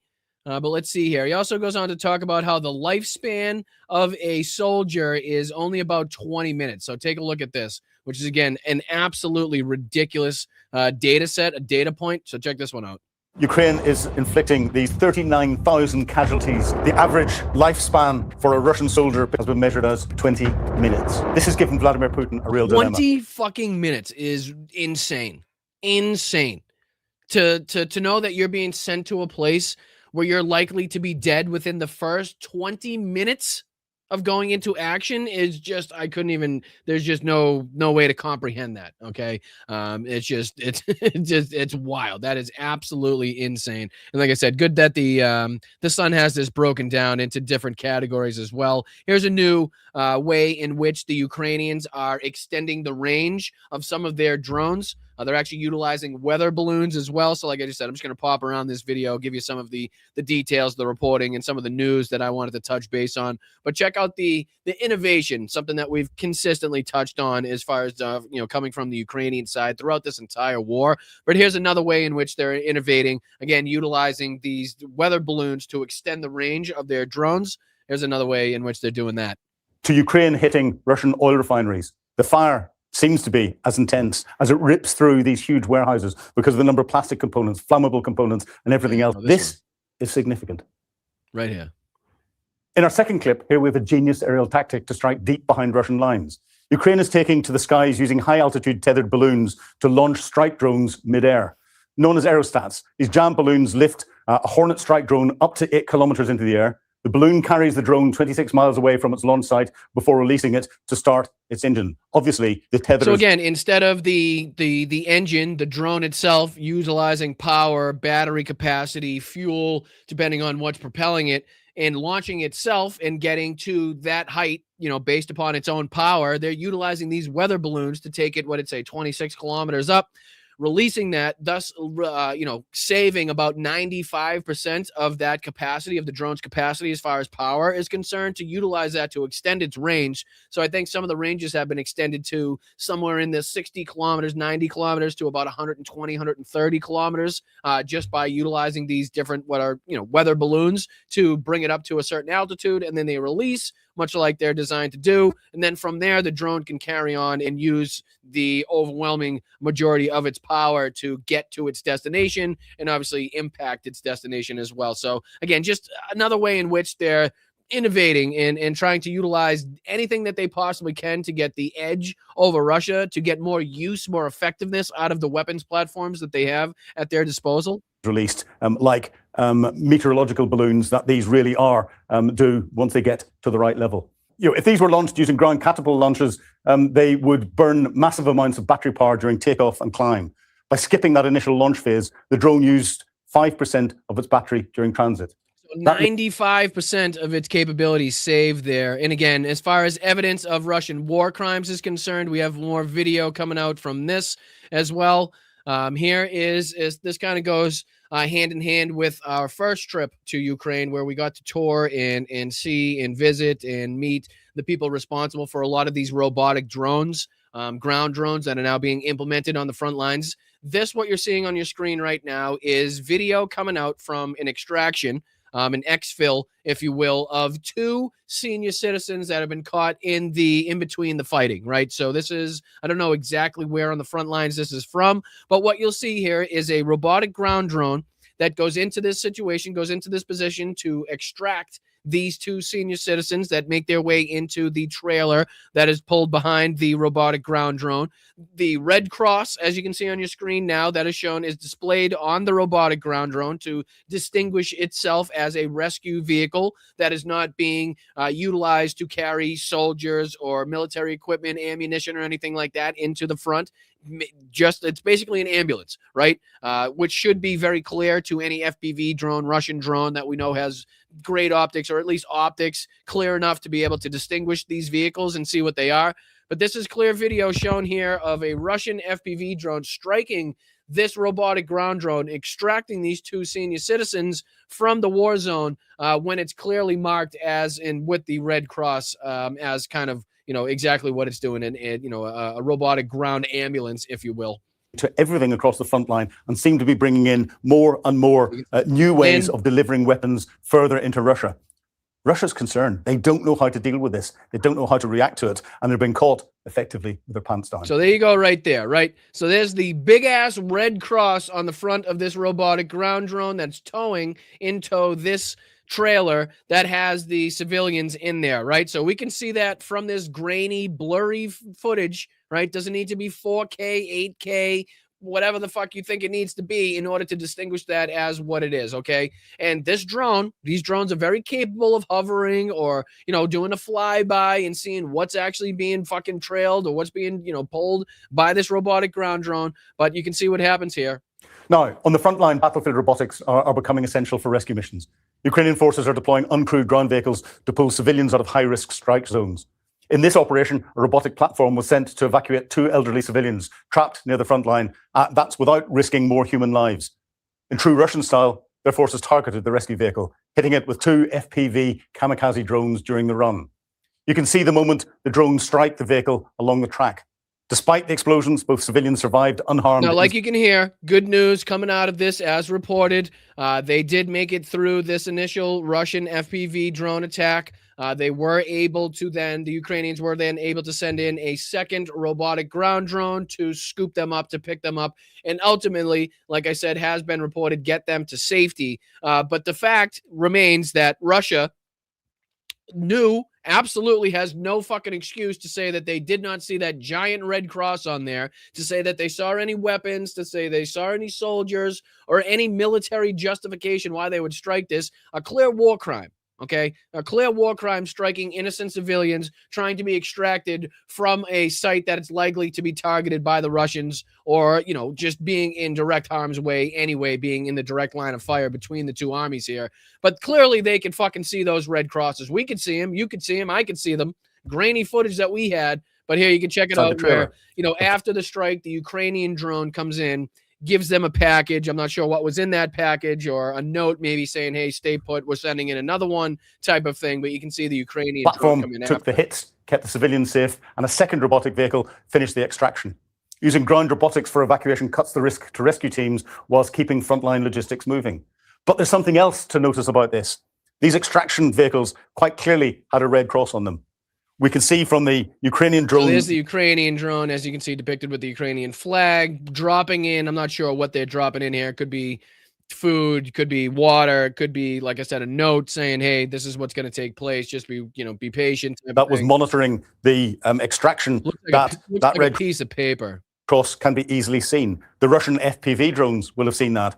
And to attack a vehicle, actually be drinking something there. I know it's kind of sped up, so it's hard to tell, but it looks like it may be. That red cross can be easily seen. The Russian FPV putting it up to his mouth and drinking. So it could be water and a note saying, hey, you know, here's a little water, stay tight, we're going to send in another one. But again, clear indications that the Russians just don't give a shit, and they're to terrorize. They're there to again, just create as much chaos, confusion, destruction, and dead people, dead Ukrainians as they could possibly get. And that's kind of another indication. No reason to hit that whatsoever. And they were clearly attacking the you know, the civilians in the back of that as well. And there was another aspect of this. Here's another update from the Fortress Belt. So again, just wanted to get through this, and then we'll get into some of the photos and videos from my recent trip. So just a little update here going on with the Fortress Belt there. Let's see what we can get into. Kostanivka in the south, at the tip of the Fortress Belt, remains a hotly contested grey zone. It's amazing. We were talking about this literally weeks before I even went to Ukraine. And the fact that the Russians have time and time again tried to get across or tried to get people to believe that they have already overrun the entirety of Konstantinivka. We've talked about multiple maps, the Syriac map that was quick to report this as the lies that were filtered down from the Russians, from their, flag waving operations or whatever the fuck that they were trying to. Still to this day, listen to the reporting now, but these maps that he's looking at still does not have Russia anywhere near having, taken over or overrun the entirety of Konstantinivka. Still looks like they're fighting for, and as we talked about, the two settlements just prior to Konstantinivka. So we'll see what he's got here in this reporting, but just wild to see that the maps still don't show what the Russians were claiming literally 3 weeks ago, if not more. In the south, at the tip of the fortress belt, remains a hotly contested grey zone. A lot of debate as to who has captured it or who hasn't captured it. What is clear is no matter what the Russians say, because they say they've got it, they don't. Ukraine still controls large proportions of the city. So even with the propaganda going back and forth and, the Ukrainians trying to get their propaganda across and saying, hey, look, we're in this position and doing their own flag operations. Like, the one thing that's clear is that the Russians don't have control over it. Okay, so you can have this debate on what percentage of the city is overtaken and, what percentage the Ukrainians still hold or what areas they still hold. But one thing that's not debatable is whether or not the Russians have full, complete, and total control over Konstantinivka. Again, something they've claimed for weeks and weeks now that they've had. So it's like I said, wild to come back from a 2-week trip and still see that the maps are not projecting what the Russians were trying to lie about weeks ago. This is one of the most vital defensive battles along the entire Eastern Front. What is the Fortress Belt? Well, the Fortress Belt are effectively these 4 cities: Konstantinivka, Kramatorsk, Sloviansk, and Lyman. And Sloviansk, as we'll get into in just a second here, is where my co-driver, shout out to Thea, he'll come into play, and will be talked about as we go over the video and the footage from my trip here in just a second. But this is where she traveled to. She went to Sloviansk. She brought medical equipment and supplies, bandages and stuff to Sloviansk, stayed there for, I believe, 12 days. Hopefully, again, she made it out safe and sound. But yeah, she's a brave woman for going that close to the front and obviously that close to the fight there in Sloviansk. So a big shout out to her, but she'll come into play in just a few minutes when we go over a little bit of the trip that I went through and some of the video and photos and stuff. It's building on a defensive line that Ukraine started with Bakhmut and Pokrovsk beforehand, and the Russians are focused on them. Ukraine has turned these into fantastically defended, built-up areas. A large proportion of the populations in them, as the Russians start to attack, have been evacuated. There are some civilians that decide to stay. But what Ukraine is doing is forcing Russia to fight street by street, building by building, as they try to capture these. Again, this is leading to expansion of Russian losses, right? This is going to turn that meat grinder into a bigger meat grinder. The closer they get to these cities, the more that they have to go building by building, door to door, roof to roof, basement to basement to try to make sure that there's no Ukrainians left behind that can attack them from the rear. The more that they're going to lose, soldiers, the more death and destruction that the Ukrainians are going to make them suffer through.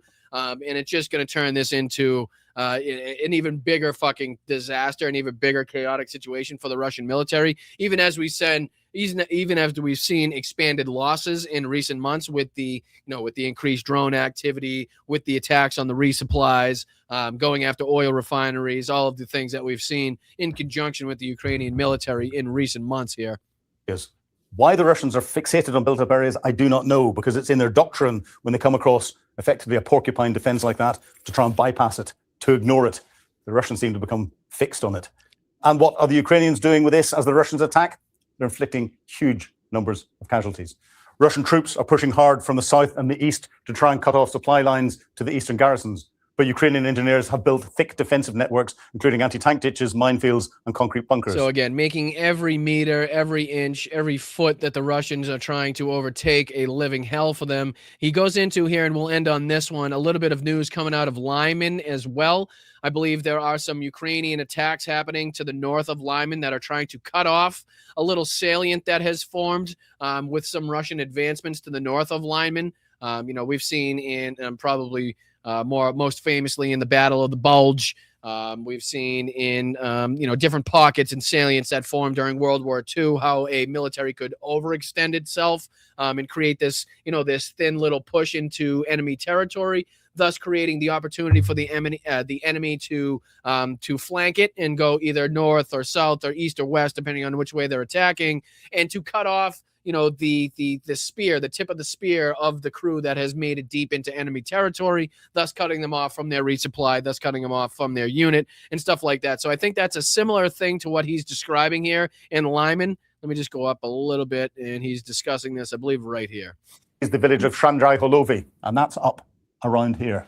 This was with the goal of cutting off supply lines from there into Lyman. However, he's talking about the Russians' advance into Chandrilove to try to cut off the Ukrainians' access to resupply from that direction, at least, into Lyman. But what happened is, I believe what he's explaining is the Russians have kind of opened themselves to exposure, and they've kind of maybe pushed in a little too deep, creating too big of a salient, thus creating the opportunity for the Ukrainians to push in from just north here where my mouse is, and then to try to cut them off in this direction. Right. So then creating two separate units there and cutting off the left side from the right side, thus making it so they are, encircled, surrounded, unable to get their resupply, or at least making it much more difficult for them to get their resupply, which is what I believe he's explaining in this next clip here. Vulnerable to counterattack. Ukraine could be executing what every commander fears, and that's encirclement. Ukraine is attacking behind where the Russians have said that they've captured and trying to cut off the Russians in this salient. So as the Russians have said that they have captured here, the Ukrainians are attacking in from the north. And it is reported by the Ukrainians, this has not been confirmed, that they captured a village of Zelena Dolenia, which is in this sort of area here. Now, if they have done, that will be creating panic amongst the Russian commanders here, because it's in danger of them being encircled and cut off. Once they get cut off, then, as we've seen with the Ukrainians beforehand, they starve them out. So we'll see if we can get some more confirmation as the news breaks out of that situation. But as you can see there, just on a general basis, not a whole ton of movement or difference on the front line from, the time that I left. I'm sure there are some settlements and villages and square meters and miles, maybe even, that have been taken and changed. And we'll go over that in the days and shows to come. We'll check in on the Deep State map, the Syriac map, the Institute of War map, and see kind of where we can regain our center of gravity, our center of reality as far as what's going on and taking place on the front lines. But again, this attack in the north and, the Ukrainians' ability to, turn the tables as far as the Russian push into and north of Lyman there is something that we'll be definitely following. But what do you say we jump into? I think that's all I wanted to cover as far as that's concerned. Like I said, we had the Trump Lindsey Graham, but we could save that. I don't think that's too overly important. I don't think anybody's desperate to get into that as far as that's concerned this evening, at least. You guys would probably rather go over a little bit of the trip. What do you say? You want to take a look at some pictures and photos and some stories and stuff from the recent trip that, again, took me 2 weeks, 7 countries, one distinct and honorable mission to deliver aid and vehicles to the Ukrainian military on behalf of the blunt politics community that made this happen.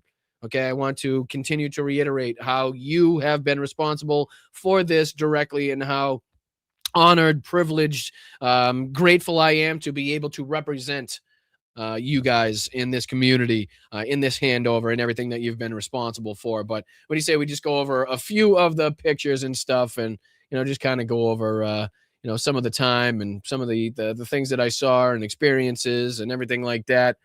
These first ones are from Estonia. So this is kind of where the trip starts. Obviously, my plane out of Boston, as you can see, had to kick it off with a Heineken in Amsterdam, right? I mean, the home of Heineken. I think that was about 8:30 a.m., but, there's no real time when you're in an airport. So, when in Rome type of thing. So then, again, this is when I ultimately got to Estonia. This picture here, we went out and got a bite to eat with the crew and some people at the with the organization and went out and got a pizza. These are some runners that showed up. Apparently in Estonia, they do like running bar crawls, which is strange. I think people in Boston will find that odd, or New England in general will find that odd. Typically, the two things don't associate themselves, running, jogging, and sprinting with drinking. But, I don't think they I think they take more emphasis or put more emphasis on the running part. But yeah, pretty cool to see that was about 60 or 70 of them that take part in it. And again, they just, I think, run and then stop at a bar and then run and stop at a bar for a little bit and have a couple beers. But yeah, that's from that one. Let's see here. We could probably just go through all the pictures. There's some of the guys there that I was lucky and fortunate enough to meet as part of the group. I'm not going to try to go through all of the names. I would definitely butcher some, I'm sure, because of the jet lag and all the people and situations and different things that I was involved in. There's no chance I'd remember them all anyway. So I'll just say that they're all a fantastic group of people. This one is Eddie. He's originally from Boston. He now lives in Estonia. He was a hot shit as well. So shout out to Eddie if he's watching. This is Polly. This is the first person that I met basically in Estonia. He was staying in the same hotel as a lot of us, but we had the ability to get to know each other, I believe, and I hope I'm not getting this wrong, probably, if you're watching, but like I said, we've met so many different people and I've heard so many different backgrounds and stuff. I believe he's from Slovakia, if I'm not mistaken, right? And he found it, just important and necessary to get into the fight, married with children and obviously things to be responsible for and worried about, but felt it necessary enough to take it upon himself to put himself in this situation to make sure that he was being hands-on. Fantastic individual. Like I said, all of these guys were, I believe, if I'm not mistaken, the gentleman in the maroon shirt here was once famously tweeted at by Elon Musk. I forget exactly what the specific tweet was about, but Eddie was filling me in on one of the one of the tweets that Elon Musk kind of went at him with. But yeah, fantastic individuals. Really do appreciate them. This is the sunrise in Estonia.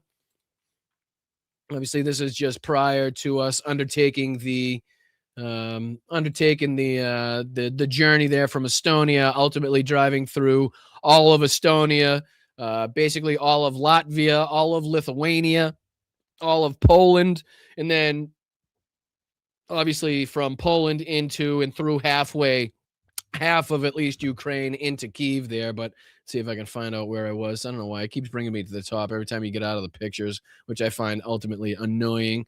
But yeah, this is from the pickup. Here's the truck that you guys were responsible for, right? So you got the NAFO Summer of Drones patch on there, USA and Ukraine. You got all the reoccurring donors on the back there, as you can see.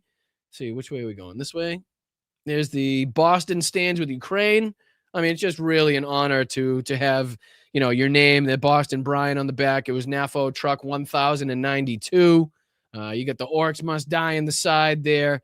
Really, really cool to see that as well. A little bit of the traffic that we went through. I found this to be one of the cooler pictures, if I do kind of say so myself, probably a little pretentious there, but this is as we were waiting at the border crossing, the Polish going into Ukraine border crossing, the same exact border crossing that I had to go through last time, which took us about 6 hours, if I remember correctly. This took us about 8.5, almost 9 hours to get through this time, which was a real pain in the ass, considering like we were like the only ones in line at that point of the night. So it wasn't like it was just the line took that long. It's just, dealing with some of the border guards there and just the mundane process of getting all the paperwork done and, passport, all the whole thing. But 8.5 hours at the borders really put a damper on our timeline. The trip ultimately was supposed to and was scheduled to take about 26, 27 hours. I think it took us about 34 to 36 hours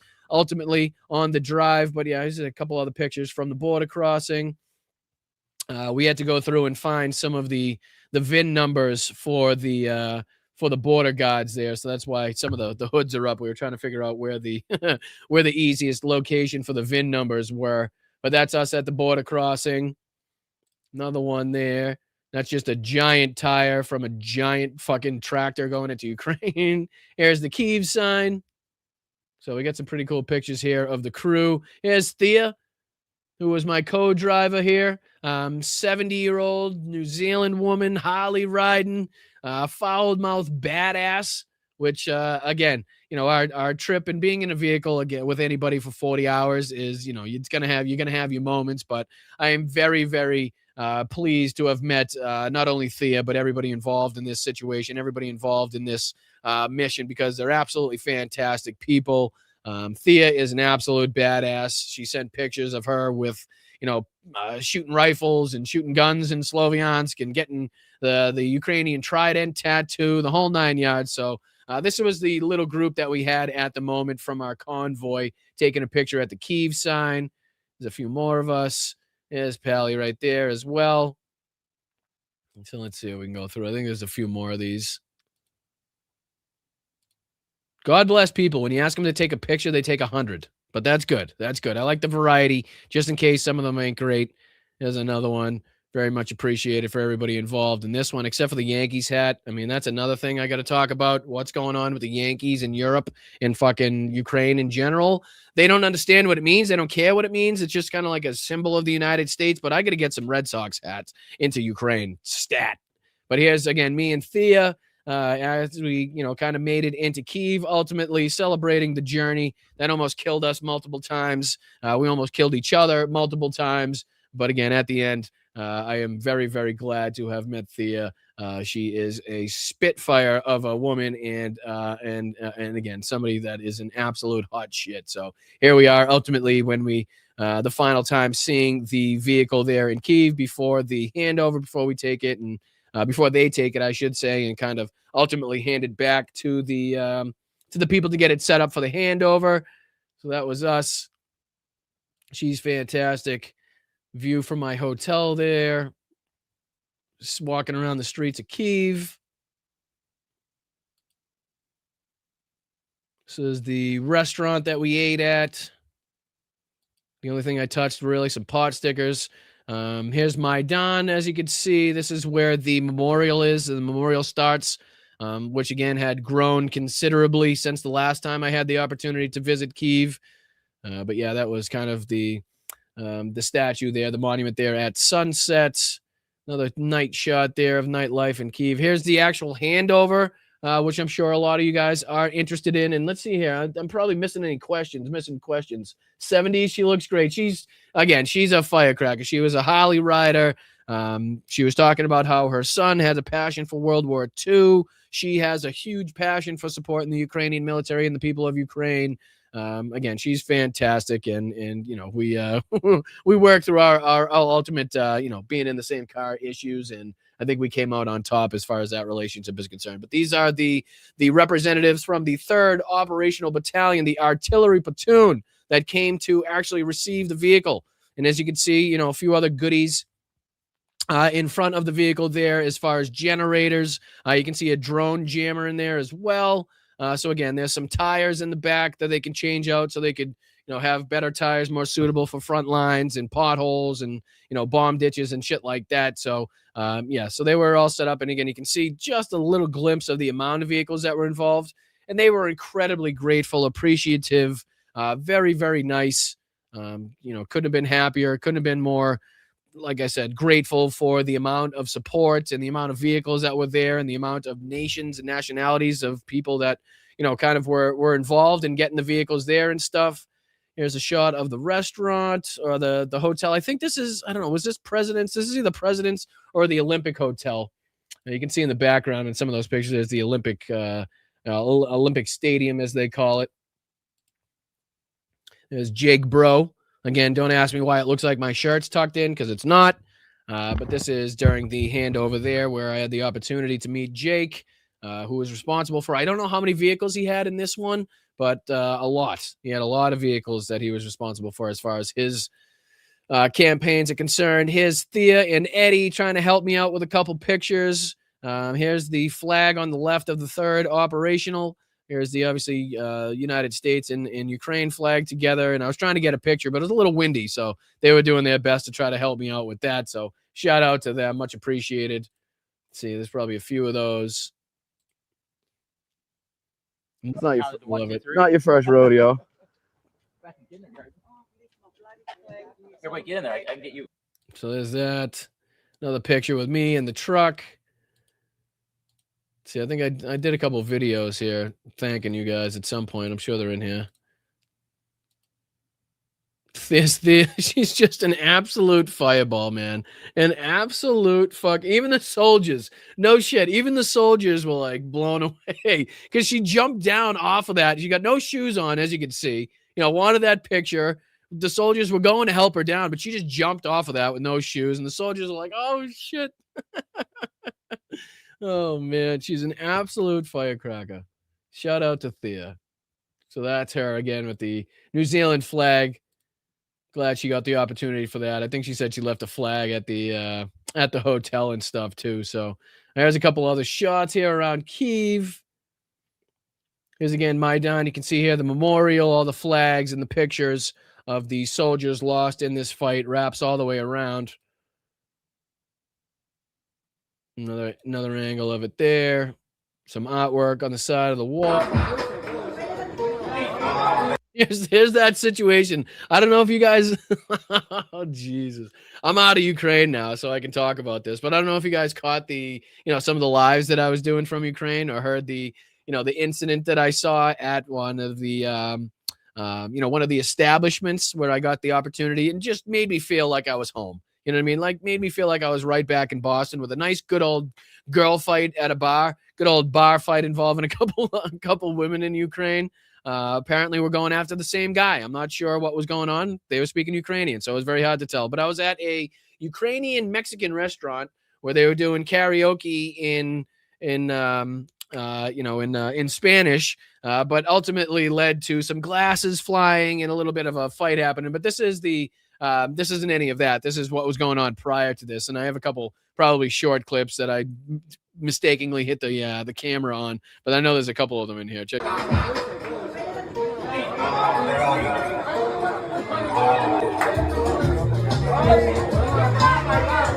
So you can hear the Latino influence music going around.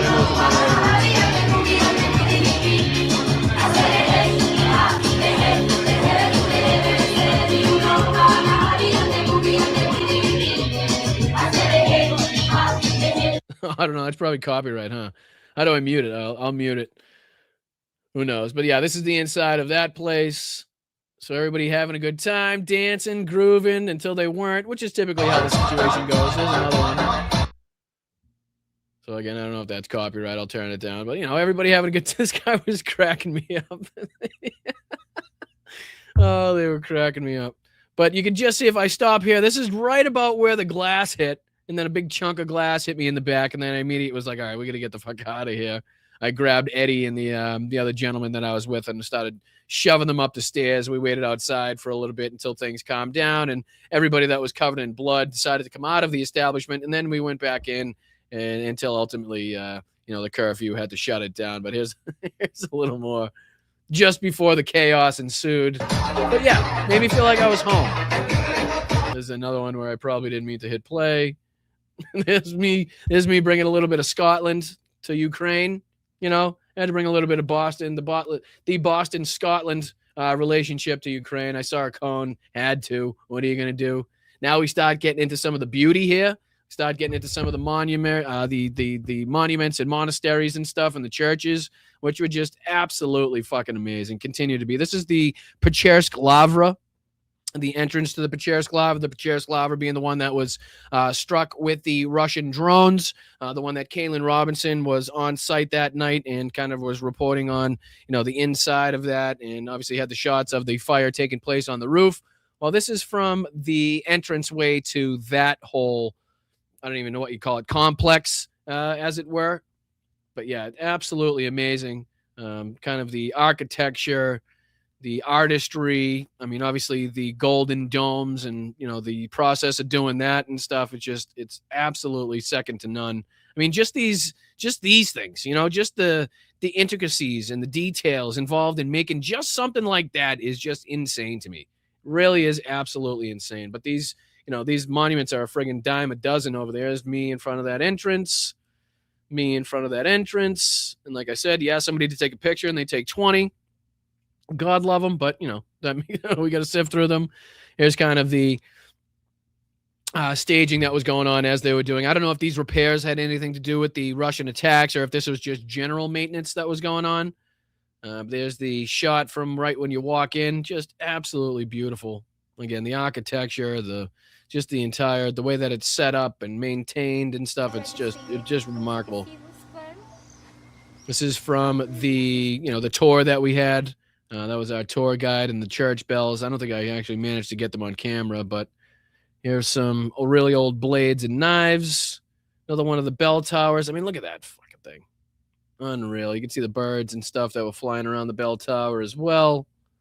Another unbelievable angle. I mean, look at the architecture, the swirls and the loops and the just absolutely fucking amazing. Really is amazing.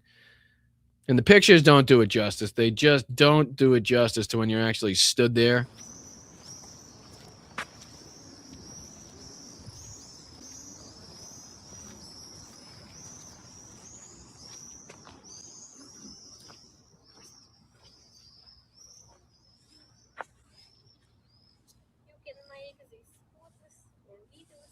Just insane. Really is.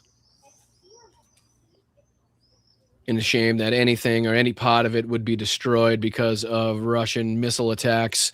Had the opportunity to take this tour with Jake once again, spend a little bit more time with him, thank him, and show gratitude for what he's been responsible for. And again, supplying the military with trucks and raising the funds, obviously, for, I'm sure, drones and other things in general. But yeah, I had the opportunity to take that tour with him. A couple more pictures of that. So much to go through. There's another inside shot. You're not allowed to go inside and take photos for obvious reasons. So, I kind of did what I could to skirt the rules a little bit and to give everybody a little look at what was taking place. Just a little glimpse of what some of the inside looks like in some of these places. I mean, I'd shudder to think what that chandelier is worth or cost just in general, but just the way they maintain these, like I say, is incredible as well. They absolutely know the provenance. They know the history involved. They do their best to try to maintain that. There's another outside look at that. Another angle. Again, there's so many different angles and cupolas and bell towers and stuff. It's tough to know when you're looking at the same angle or a different angle. Here's a shot from inside. And yes, we were allowed to take photos in this one. I'm not that much of a rule breaker. But yeah, look at the size of this place. Just absolutely exquisite. And again, I'm not a religious guy by any stretch of the imagination, but you definitely feel the importance when you're in the... I mean, look at that chandelier. You shitting me? Look at that goddamn thing. I mean, what the hell do you think that's worth? Unreal.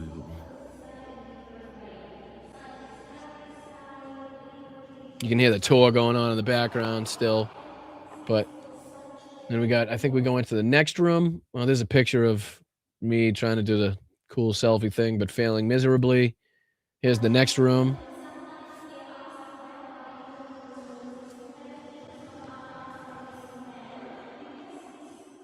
I mean, everything is just the detail on it, the finish on it, the amount of time and craftsmanship. Really, really amazing. And it's so goddamn old. So goddamn old.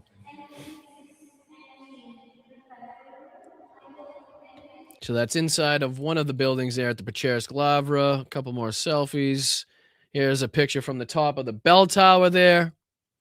So you can see kind of the top of one of the monasteries. Let's see here. There's the other side. Just an absolutely beautiful view from there of the city, which is, again, it just blows me away how big Kyiv is in general. If I'm not mistaken, I think it's like the 4th or 5th largest city in Europe. I think it's comparable in some ways in size to Paris. I don't know if it's a direct one-to-one comparison, but I've heard it a lot of times compared in size to Paris, which we know is enormous. But yeah, just the amount of time that I spent on this side of the river, this side of the Dnieper, and not having the opportunity or the chance to explore all of what's happening on the other bank is crazy. It's mind-blowing to think of, the weeks and 25,000 steps a day that covered this side and didn't even really get the opportunity yet to even scratch the surface of what was taking place on the other side. I mean, look at the fucking size of it. And yes, this is all Kyiv. Kyiv where I am, where I'm taking this picture from, and Kyiv across the way. all of that.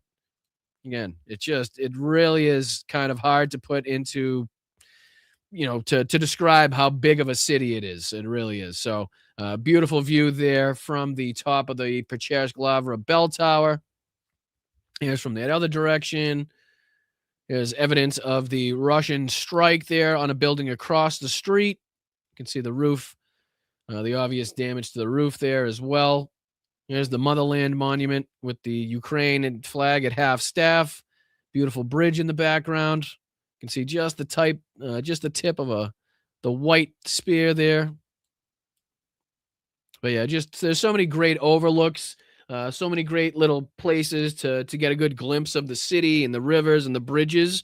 They really know how to utilize whatever extra space or free space they have for parks and walkways, and I don't know exactly what you'd call them, but just ways to kind of feel like you're walking through a park, or again to utilize these vantage points and stuff.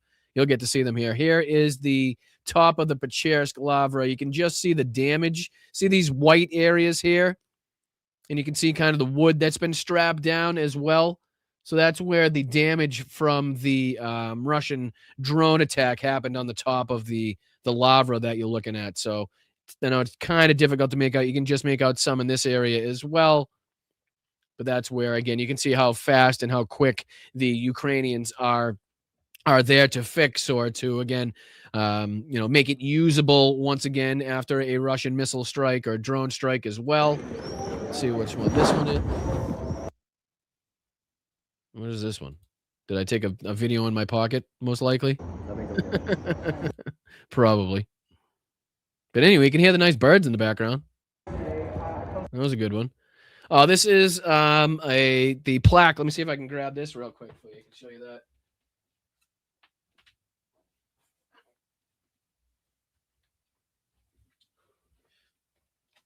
So I got the plaque here, which, let me tell you a story related to this, may have saved my life, or at least me a lot of trouble, or at least some time explaining to myself, to the Ukrainian police, the Kyiv police, who I was, because on the way home from receiving this, award, letter of gratitude, unbelievable sentiment that will absolutely be going somewhere on the wall as soon as humanly possible, I was stopped and surrounded by what I think is Ukrainian police in conjunction with another agency. I was waiting for the light to change to allow the pedestrians to cross the street, and pulls up, up pulls a car, out pour out 3 or 4 different people in uniform.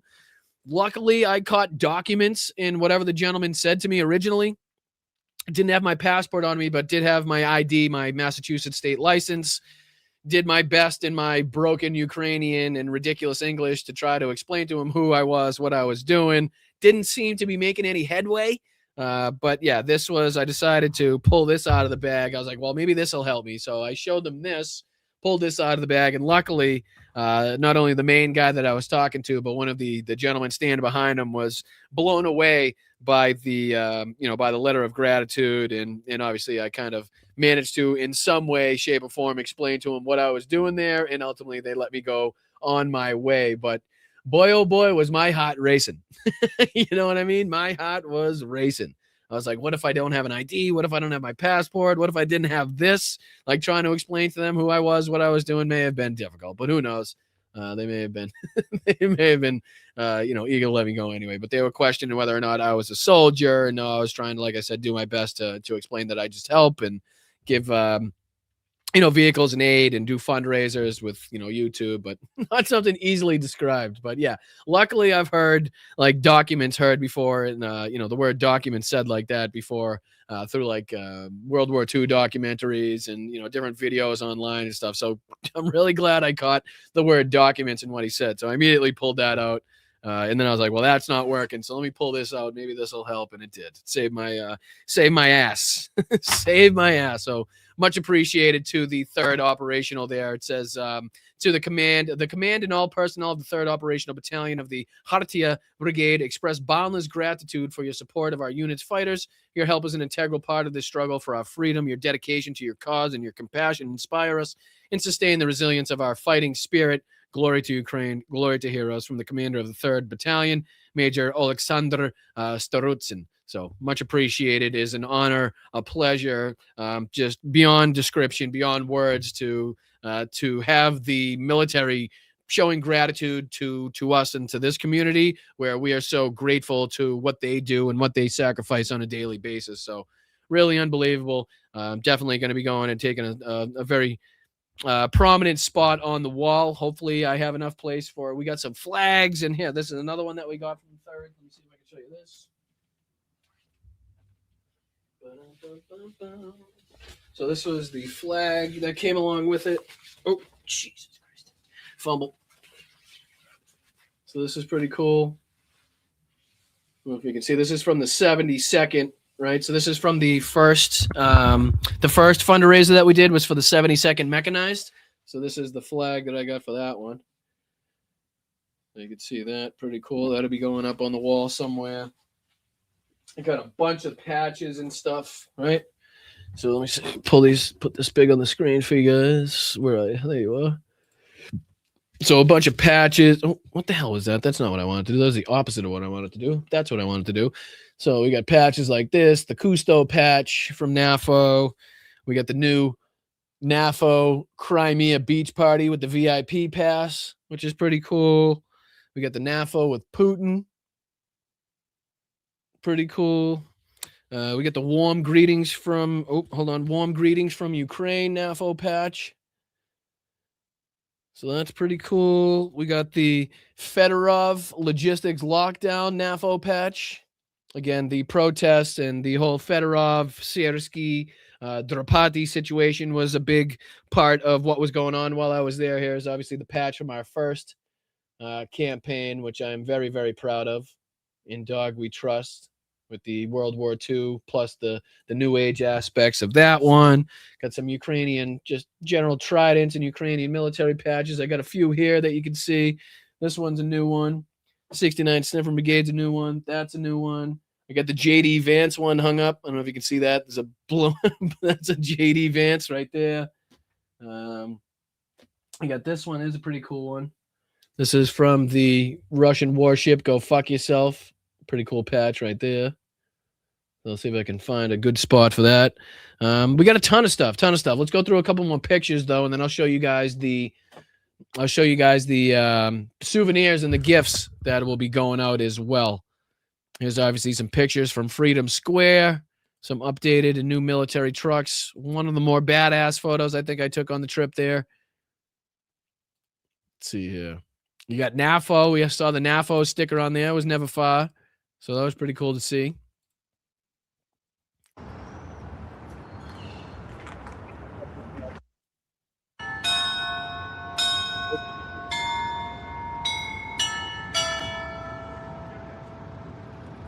So many good videos and pictures, though. Obviously, remnants of a Russian missile. I don't know if you can see what it says there. An engine and a nozzle from a 9M79 missile of a tactical missile complex, 9K79 Tokya U. So they got that displayed. And they had the engine right next to it.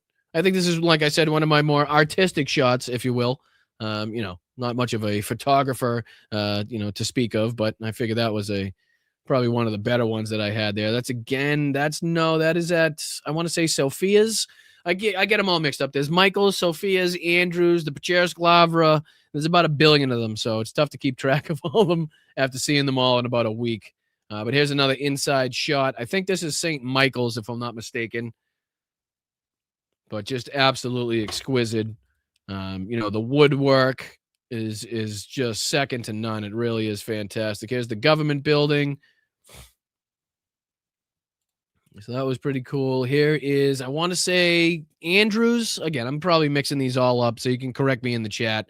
I'll rightfully put my hand up and say that I'm mixing them up myself. But like I said, there's St. Sophia's, St. Michael's, Volodimir's, fucking the Pechersky Lavra. There's 1 billion of them. So, and every single one of them is absolutely exquisite and beautiful. This one is up on a hill, so it makes it even more prominent as far as that's concerned. If you walk behind it, there's a pretty good overlook for the city if you're ever there, so make sure you check that one out. See, I don't know what that is. I think I took a picture of my thumb, so that's pretty cool. There's another angle of that. Just really cool stuff, you know?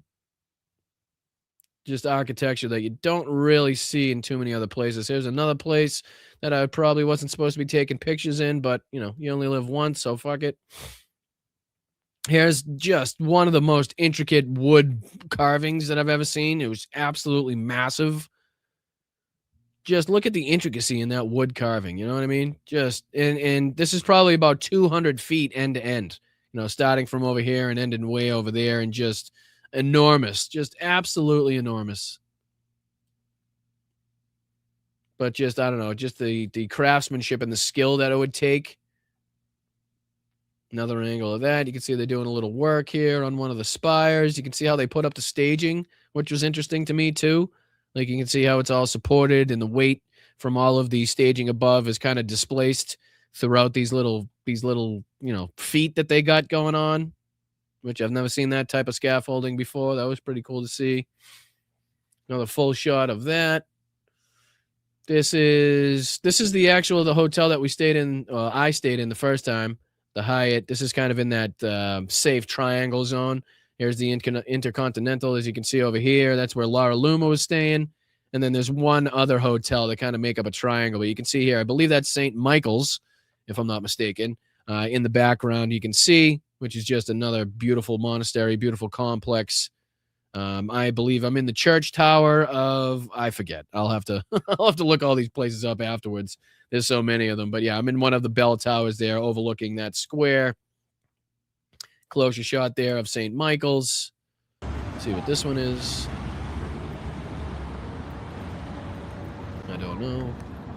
Well, this is I'm on Maidan, and I'm videotaping my feet, apparently. No clue what the air raid going off? I think, is the air raid going off in the background?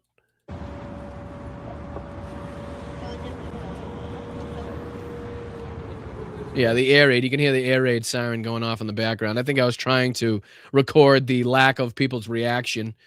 Here's the Free Azov. Look at the size of that fucking thing. This was in the pizza place.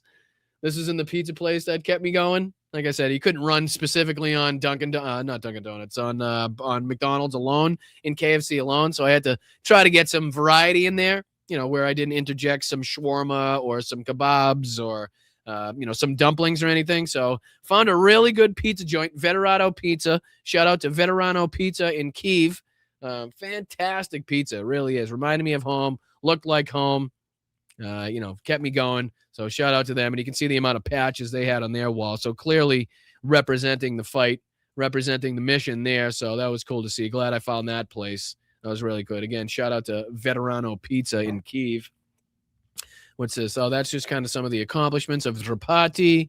Here's again the view from my from the unit that I was staying in, overlooking Maidan. This is the entrance to the Globus Mall. So the underground mall, you go down here, the escalator, you take a left, and it kind of gets you into this, as you can see here, the big clear dome, and the big mall goes through the center there. It goes through the square, I should say. McDonald's is just over here to the right, in case you're wondering. Let's see what this says. All right, what's up, guys? Sorry about the wind. I'll try to block it as much as possible, but I'm in Kyiv right now off of Lukyanivska Street in a neighborhood where it is very apparent that the Russians have heavily targeted this area. You can see behind me the blown out building and the remnants. So this is just down the street from the world's most resilient McDonald's. You've probably, if you heard me on with Hal Sparks, I actually recorded something with Philip Ittner just before I left. So I'm not sure when that's going to be going out, but hopefully that'll be in conjunction with both channels. You guys will get to check that out. So it was cool to be able to sit down and record something with Philip Ittner in his studio and not just join him as with an interview for with Hal's show. So it was cool to be, kind of the feature on there with Philip, as it were. So be looking out on Philip Ittner's channel there for that video. But yeah, this is right down the street from the McDonald's on Lukyanivska that I'm sure you've famously seen that has been, just hammered by the Russian missile attacks in that area, but is persistent, consistently stays open. Doesn't matter if their windows are shattered. They've done whatever they possibly can to stay open. But this is across the street, as you can see, of a recent attack and previous attacks I am just down the street from what is probably the most famous McDonald's in the world right now, if not the most famous, definitely the most resilient McDonald's in the world. But yeah, you can see clear evidence. And you can even see the buildings behind me. There are the windows are blown out on the first floor there, obviously from the remnants or the concussive forces there of the Russian missile attack all around here of recent and past Russian strikes. First night we got into. I just wanted to fast forward a little bit. You can see more recent. You can see this is the building we'll see next. That's the one that kind of showed me a lot about the resiliency of the Ukrainian people. But let me see here. I'm going to go back. Yeah, here's where you start seeing some more of the damage here.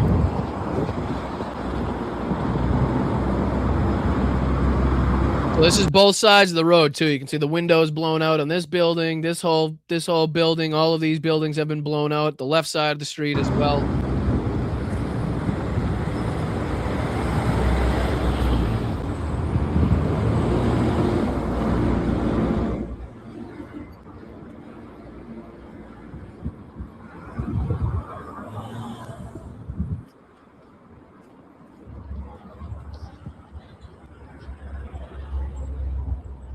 So these are all businesses that, obviously can no longer operate.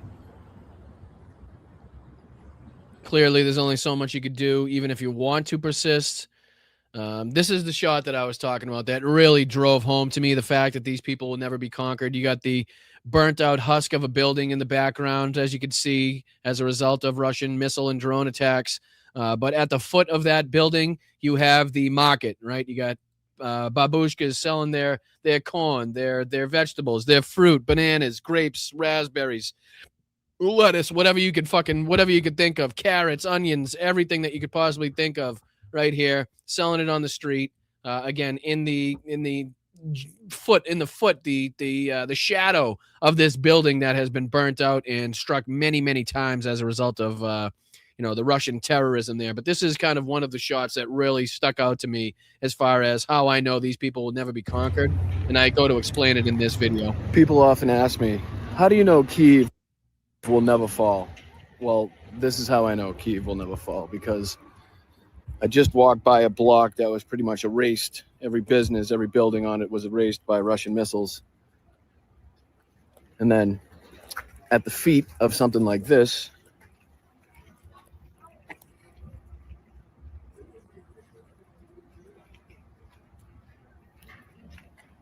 right? At the feet of something like that, you have this. Bear with me. This is how I know this city will never, ever fall. Never. Look at this. Markets, people buying their goods and groceries. All underneath that. So this is how I know. The people are too resilient, too strong, not going to give in to Russian aggression ever.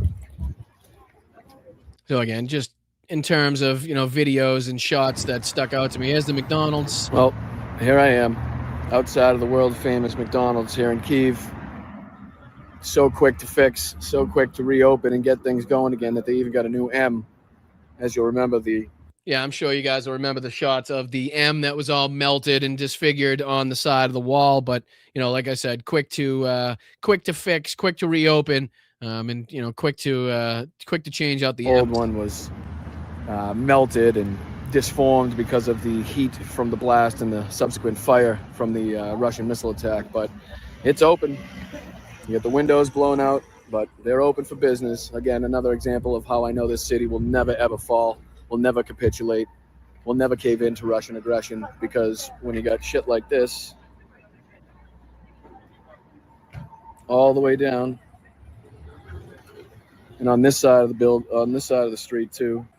I'll see if I can show you more. It's tough to film this type of stuff. I don't know. I just feel really weird. Well, there's locals walking by trying to get through their daily life and shit. Yeah, it's another aspect that's tough of trying to cover these things. It's like, you feel like a I don't know. You don't want to feel like a I don't know what's the word for it, like a war tourist type of thing. You know, you want people to understand the reality on the ground, but people are trying to go about their daily lives. So I still have that weird feeling of trying not to disturb people and trying to do it when maybe nobody's around type of thing. Just so you never know. Every now and again, you get somebody that's upset or questions why you're filming. What are you shooting that for? Type of thing. But yeah, here's across the street from the McDonald's. Here's down the street. There's that building again. And again, they were already inside trying to clean up the building. You could still smell the fire. You could still smell the mold from, I'm assuming, the water that was used to put out the subsequent fire that took place. That was all soaked up by the insulation. And, I'm sure there was sewage pipes and everything else that were destroyed in the attack as well. So, you got people going in there in hazmat suits already trying to clean up this building. Well, if you'd be able to see in case you guys needed more evidence of Russian terrorism, walking over. You might just be able to make them out at some point in the background. I don't know, but you can see them walking out with their hazmat suits, taking out whatever pieces of the building that they feel are, necessary to be taken out first before they send in any other kind of workers. Here's that side of the building, that side of the street again. I mean, building after building, business after business. I'm sure apartment complexes up top of people that no longer have a place to stay. But, it just continued like this all the way up and down this street, Lukianivska. Fortunately, the entire block looks like this.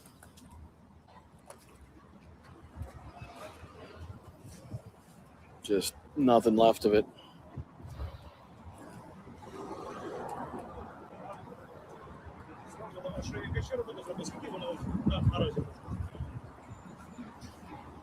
Store after store after store after store after store across the street. Buildings blown out all the way down, all the way up that way. McDonald's was up that way. Right here was a pharmacy.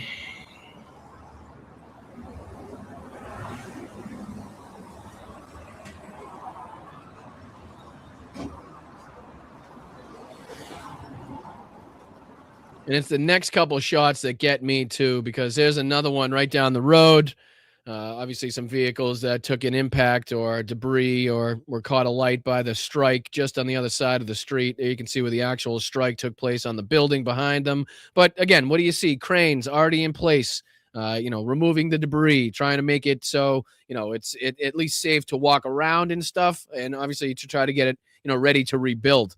But there's obvious evidence of more Russian terrorism. But these are the ones that listen to this video, because this is what really got me, is like the force of the impact on the surrounding buildings. Like, you don't necessarily have to be caught up in the direct attack, the direct assault of the drone or missile, whatever it was that hit this building. But look at the surrounding buildings and the damage that they take and the force of the debris or the shrapnel that comes off of these. Check this out.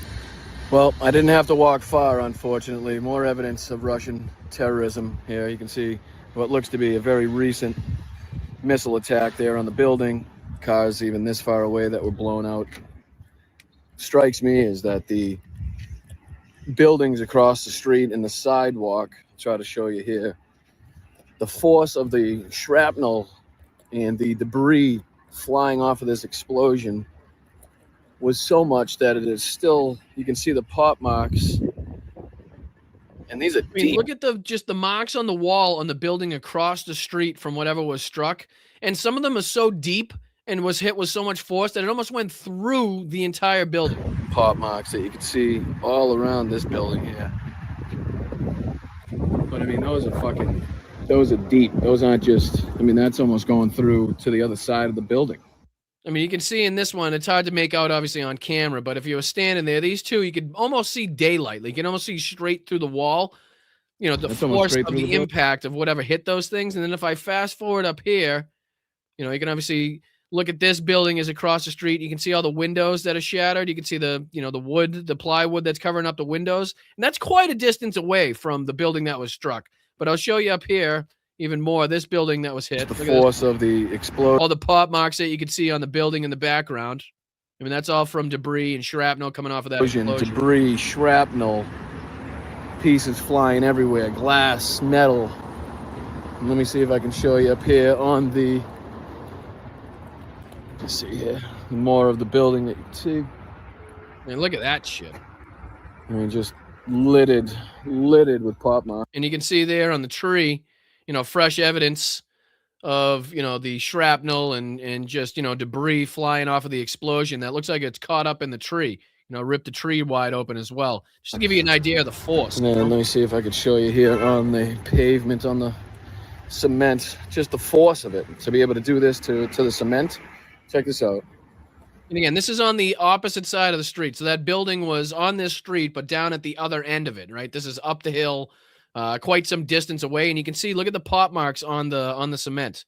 You know, this is all, again, shrapnel. This is all just debris that came off of that explosion so fast with so much force that it literally took out the pavement. Look at all of it. And you can tell by the direction, right? You can tell by the, you know, the way that the pop marks look, which direction that the debris came from. Like you can see the spray going towards the street there, coming from the explosion behind the street, behind where I'm filming from. You can see the impact on the sidewalk as well. That's craziness. So, and then I point out the buildings in the background as well, as is this one. So you don't have to go far on this street. Fortunately, oh, you can see the windows all the way up. I don't know if you'll be able to make that. So you get the windows all the way up on this building, and then the one across the street as well. But, you know, there's a lot of instances of that. Let's see. These are all. Oh, this is another viewpoint as well. This is up by the Motherland Monument, I do believe, if I'm not mistaken. I got the opportunity to tour this is from the Holodomor Museum. This is from the World War II monument. This is the eternal flame that was going. You can see the eternal flame there. Let's see. We'll probably have more time. Here's the Motherland Monument again with the shot of the Ukrainian flag, an absolutely massive Ukrainian flag as well. They had some of the old equipment displayed. There's a ton more. This is from the World War II monument, or a memorial, a museum, whatever you want to call it. It's just inside here. And if you look up as the Motherland Monument, look at the size of this thing. I mean, just absolutely incredible, this thing.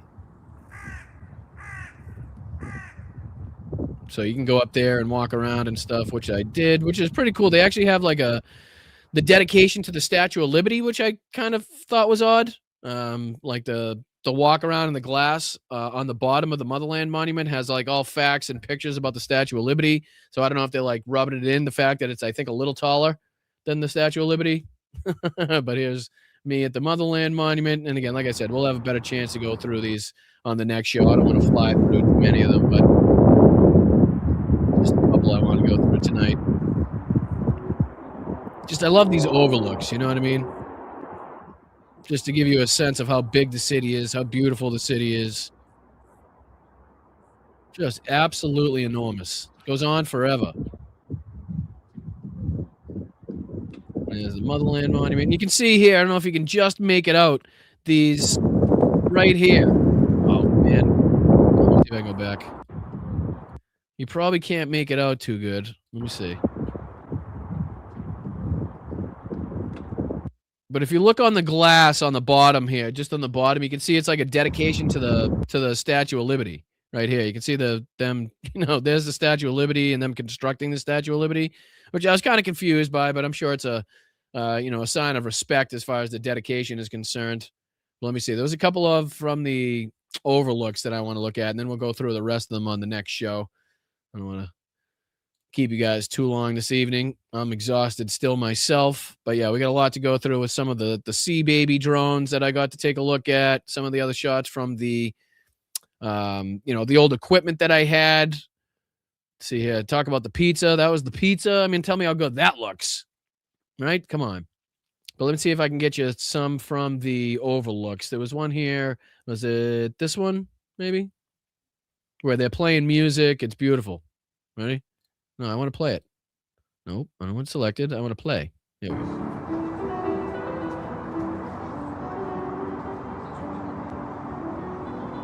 So this is one of the overlooks. They get a gazebo there with a piano, and it's really, really touching and emotional when you got somebody sitting there playing the piano and you're overlooking the, the city there.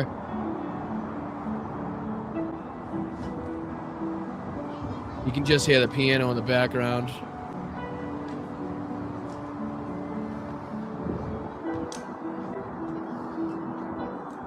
I think I have a couple of shots of this. Let me see. Yeah, there he is.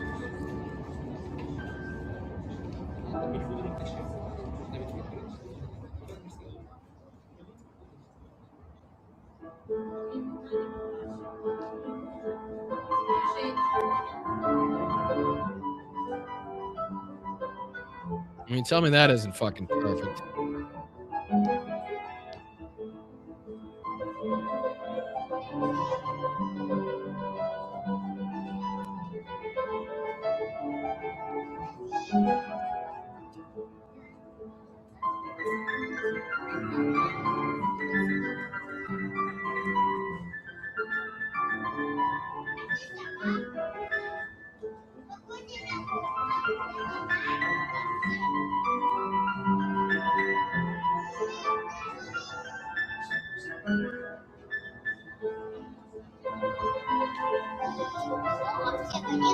And I think I have one here where there was a couple dancing as well. Let me see. Yeah, I think it's this one.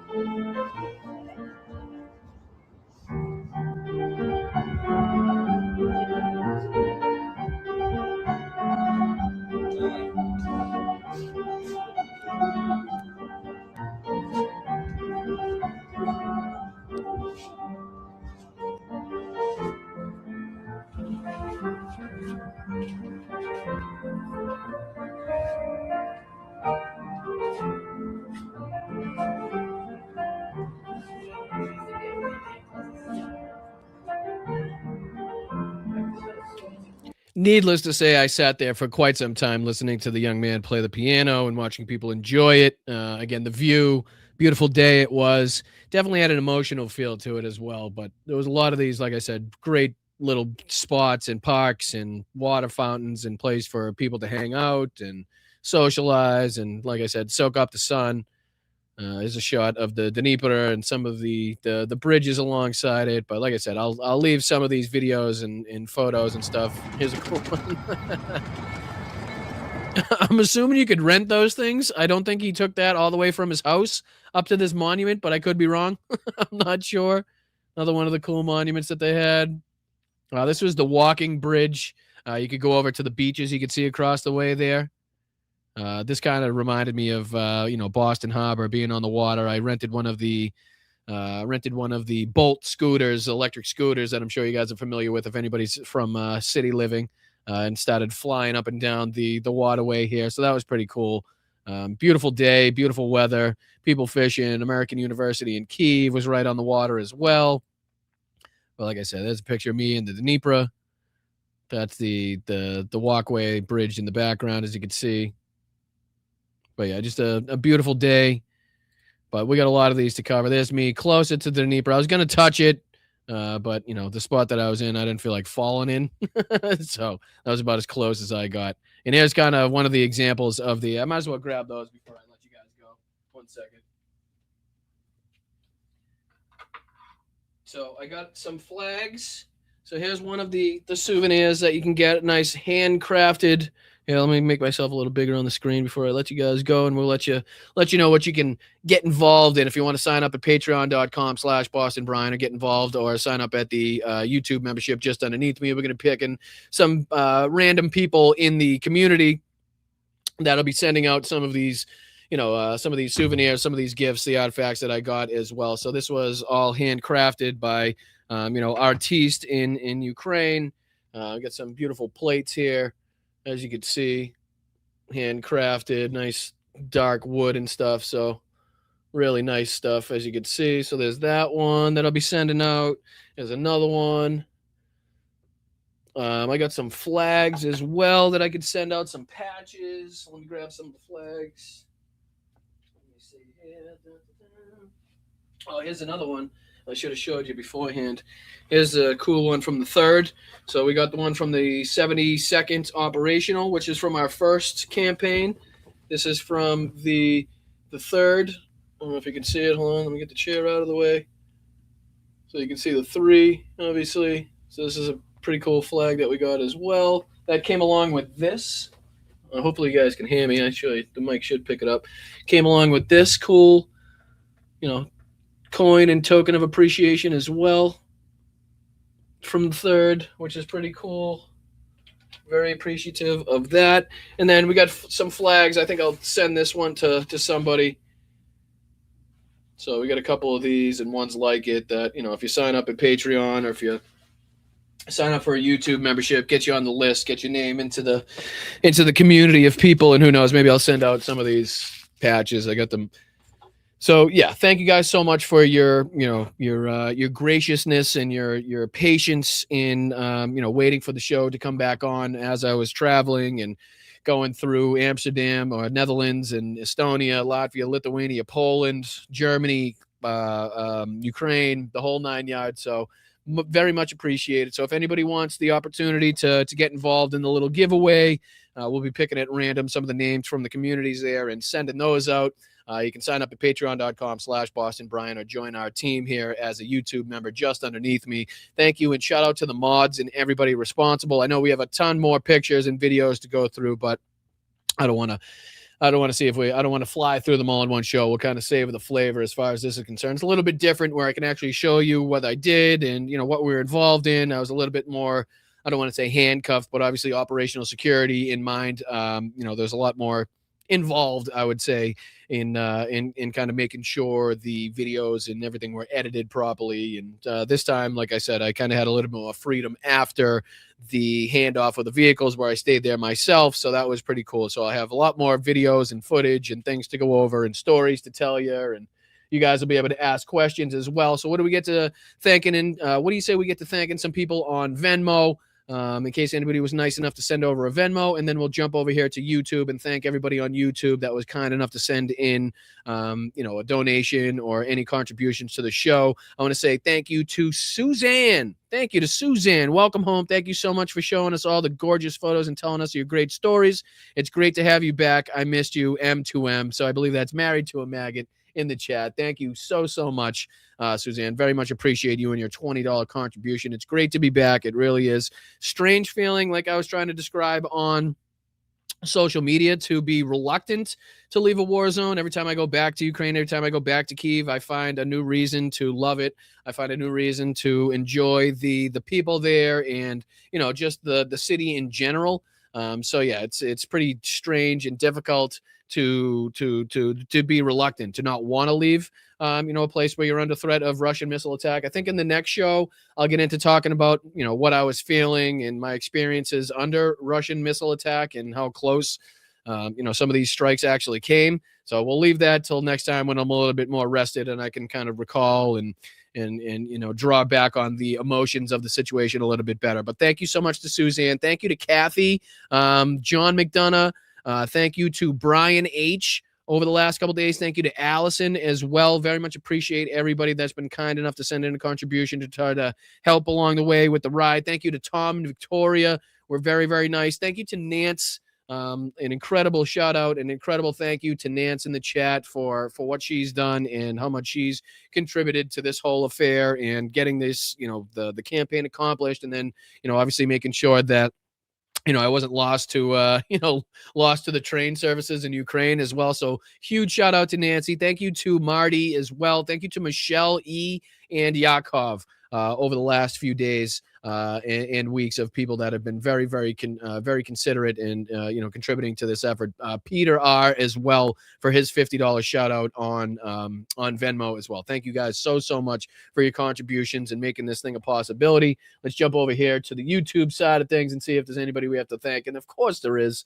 First on the list today is going to be Peter. No, hold on. I think it was Jimmy Two Soups. I think, Jimmy, you sent in one before the show actually went live. So I think sometimes StreamYard doesn't give you credit for it. So I will. Jimmy Two Soups, thank you so much for kicking us off in the right direction today. I know you sent in a $2 super chat first and foremost. So thank you so much. And then Peter, very much appreciated for the 5 gifted memberships. Thank you so much for keeping this community going. Thank you to Nick as well. Thanks for everything. Glad to be a member of the family. Slava Ukraini. Absolutely. Heroyam Slava. Right back to you, Nick. Glad to have you here. Hopefully there are some new members and maybe some people affiliated with the trip that may be watching this show, or sons or people they told about, the show that are watching. So that would be cool. I'm not saying that's exactly what's going on, but Nick, glad to have you here, my friend. Welcome to the family.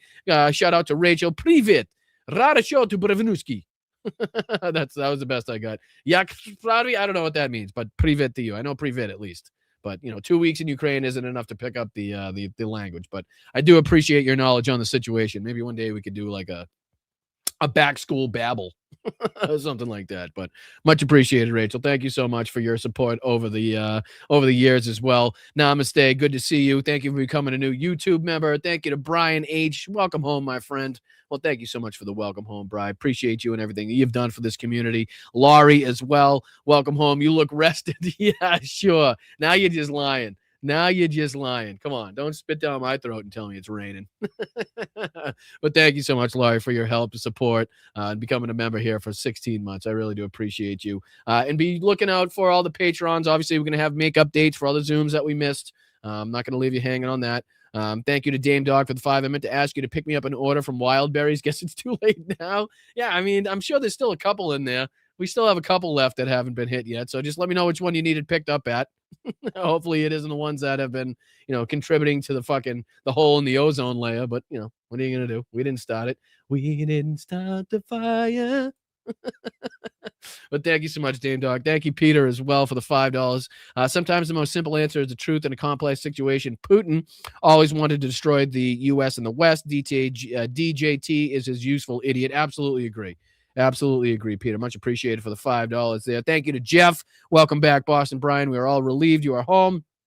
Thank you so much, guys. And again, thank you guys so much for worrying about me and caring about my whereabouts on the trip and, kind of keeping up and keeping tabs on where I was and stuff like that. It really means the world to me that you guys are here in this community and actively supporting. So thank you guys so much. Thank you, Rachel, again. And thank you for putting this one in English. Defenders always fight harder than attackers. Very well documented as well. So much appreciated, Rachel, for the $2 contribution. Appreciate you. Appreciate seeing you here. Thank you to JD for the profanity bonus. Another $5. Let's go, brother.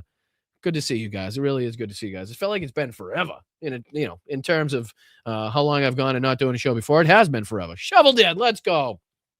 Thank you for becoming a new YouTube member. Shout out to you and everything you've done for this community as well. Thank you, Rachel. Again, Iran has been preparing for this for 47 years. As Donald Trump should have known that because he uses that line a lot, but somehow he's just continuously caught with his pants down. Sorry for giving you that visual. My apologies. That was just a phrase. Just a phrase. Retract that phrase. My apologies. But thank you, Rachel, for the $2 contribution. Good to see you. Thank you to Laurie. 10 joules. I have no friggin' idea what that is, but thank you so much for the 10 joules and the gold coin. What does that mean? What happened? What did I miss? I'm gone for 2 weeks and YouTube's got all new things. I love it. But thank you so much to Laurie. Appreciate you as always. Another couple of bucks from Nicholas. Let's go, brother. Good to see you, Nick. Thank you so much. Thank you to John McDonough for the 5. This guy is a Star Trek character like Ben Shapiro, needs eyebrows and pointed ears. Thank you, John. Thank you for all your support as well. The Venmos and everything that you've been responsible for. Thank you to Rachel. Russian civilians refuse to comprehend blowback. Much appreciated. Is Loomer useful to Ukraine? I don't trust bigots. Maybe we'll get into that next show. Like I said, I kind of touched on this a little bit on one of the preemptive or, one of the random lives that I did from Ukraine. But obviously I have a lot to speak on this, a lot of opinions on this. There is some benefit, but like I said, I'm with you guys. I think you understand that I don't trust her as far as I could throw her. And it's going to take a lot more than what she's already shown to even think or consider her as being some sort of useful idiot. You know what I mean? So I have a lot to speak about on that, Rachel. We'll go over that next show, I think. We'll get into that, but much appreciated. Did you observe go to protest in Kyiv? I did. Hold on. Let me see. I might have Might have one of the shots of that, if I'm not mistaken. Let me see. Let me see here. Might be one of these guys. Oh, maybe I didn't go back far enough. No, I must have gone back far enough. I must have gone back far enough. Let me see. Oh, no, because that was after. I'm going the wrong way. But yes, I did have a chance to attend a couple of the protests that were going on while I was there. Why I can't find the pictures and videos of it, I'm not sure. But we'll go over that next show. Like I said, somehow I feel like a lot of the videos that I took just hadn't downloaded on this quite yet. But I'll be able to pull those up for the next show. But yes, I did have the opportunity to go to a couple of the protests that were going on, and it was, a lot different, we'll say, from the protests that take place in this country. Just like the age was first and foremost that stuck out to me of the people that were involved, and then obviously the reaction and kind of the response from the government as well is something that I'm not used to. So the people of Ukraine spoke, and it seems like they got a direct response by Zelensky and the government, which is something, again, like I said, we're just not used to seeing here in the United States. So yes, absolutely, I did. Thank you, Rachel. Rachel, again, Brian has never done a beer mile. So much puke. No, fuck that. No, only time I'm running as far as a bar crawl is considered is if I'm being chased by the cops. You know what I mean? Otherwise, the shots and the alcohol are not really telling me to start sprinting. Not really what I want to be doing as far as a night out of drinking. But, in Europe, they do things differently. So to each their own. But thank you, Rachel. I appreciate you for the other $2 contribution. Thank you, No Money G. Appreciate what you did for Ukraine. Glad you're back. Thank you, No Money G. I appreciate what you've done for Ukraine and everybody else in this chat as well. Like I said, I was just the representative. It was you guys that actually made this a possibility. So thank you so much to No Money G. David, much appreciated for being here for 15 months. Thank you to Slacks. What's up, Slacks? Becoming a member for 25 months. Welcome home, brother. Much love to you. Right back at you, Slacks. Thank you for everything you've done for this community. Rachel's back at it. I have many memories of Veterano, great cocktails. Oh, Veterano pizza? Let's go. I appreciate that. I really do. Because they made me feel like I was at home. It's tough to get a good pie, when you go to places that you're not used to, especially when you're used to the places that are in and around your home. So it was good to get a little piece of home there. You know what I mean? And to be able to survive on something else other than McDonald's was fantastic. But yeah, thank you. Appreciate the $2 contribution. Thank you to Tucson Mirth. How are you? Thank you for the $20 contribution. Great show, and I'm glad you're home also. Well, thank you so much for your concern. Thank you for your kind words. Thank you for your contribution. Very much appreciated. Thank you, JD, again. Wishing Tom, unfortunate altar boy, a speedy recovery. Oh, did I miss something? I'll have to catch up on everything that's going on with Tom. But, right off the bat, wishing him well as possible. So, I'll have to catch up on that one. But thank you, JD, for bringing it to my attention. Thank you, John. Oh, my goodness. Thank you, John. $50 contribution. Let's go. Wow, just an emotional tour. I think people would be grateful for you bringing awareness of the war and the suffering to the world. That's what they need. Yeah, well, I appreciate that very much. Not only the contribution, but the kind words of encouragement as well, John. It's great to see you here in the community. Thank you so much for being involved and, making it so, at least I understand the importance of the mission. Keeps me kind of my head screwed on right as well. So absolutely, people definitely need to know and to be aware of what's taking place on the ground and in reality over there. And I'm happy to be able to be a small piece, a very, very small piece in a gigantic puzzle that's there helping the Ukrainian civilians and the military in their fight against Russia. So thank you so much, John. Very much appreciate that. Slacks is back at it. Slacks, you fucking hum of you. I appreciate you, brother. Slava Ukraini, so glad you're back home safely. You are my hero. I wouldn't go that far. Much love to you and all my fellow Bryantologists. Back to the grind. Chump is even more out of control than when you left. Well, I definitely agree with that second part. I definitely shouldn't be. And I appreciate the kind words, first and foremost. Thank you so much. Love you. Support you. Thank you so much for everything that you say, but I just have trouble being considered anybody's hero. I think, there's got to be somebody better out there, but I do appreciate, recognizing the mission and the importance of the mission that we had all undertaken together. And like I said, I'm just the representative of. So thank you, Slacks, as well. Thank you, Rachel, for the 2 jewels with the silver star. Laurie with the 10 jewels. Go a quarter, go with the 2 jewels. I don't know what the hell this is, but I'm appreciative of it. And then Laurie kicking it off today with the happy poop and 10 jewels. I don't know what the jewels are, but thank you guys so much. I really do appreciate it. And like I said, we have a ton more clips and photos that I have to download and get onto the computer, and that will go through. I didn't show you guys this one. I might as well show you guys this one before I head off. You'll recognize that happy face. You'll recognize that smiling face, right? It's our good friend of the show, Philip Ittner. Like I said, be looking out for his channel. I know we did an interview before I left. Hopefully, he said he was going to have that dropped in the next couple of days in conjunction with maybe my channel as well. But yeah, we got the opportunity after recording that to go out and get a beer and check out the sights from the Sky Bar here that he took me to. So it's good to be able to meet up with him. Good to see that he was okay as well after the month of hell that Kiev's been under. And not to say that it's just been that month, but it's been particularly bad as far as Russian missile attacks in the month of July. So definitely a month that they're going to remember for quite some time after that. And then obviously we got the video of the missile attack, one of the missile attacks. I mean, speaking of which, you can see on my phone here just the amount of critical warnings and air alerts that I'm still getting from the app that you need when you live there or when you're staying there as well. So much appreciated to you guys. Thank you to everybody that's been responsible for making this a possibility. Like I said, I'm still pretty exhausted and tired, so I'm going to let you guys go. And we'll see you tomorrow for the Friday show. I really do appreciate you guys. So I'll see you at Friday, 2 p.m. as usual. Thank you to the mods. Thank you to the chat. Make sure you hit that like button on the way out. Subscribe to the channel if you have not subscribed already. A lot of people watch and aren't subscribed. You may think you're subscribed because you come back time and time again.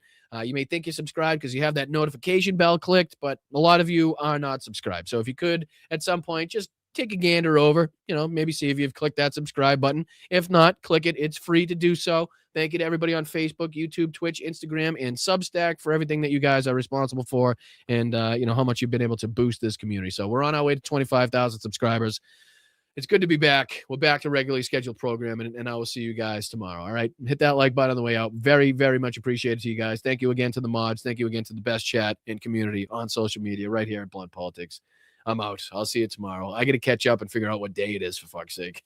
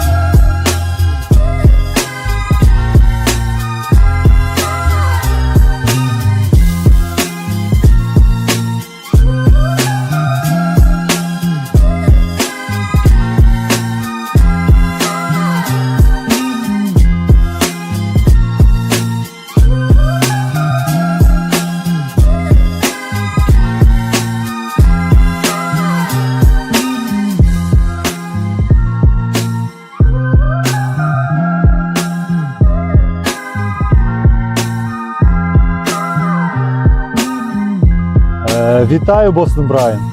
Мій позивний танцор. Я представник 72-ї бригади.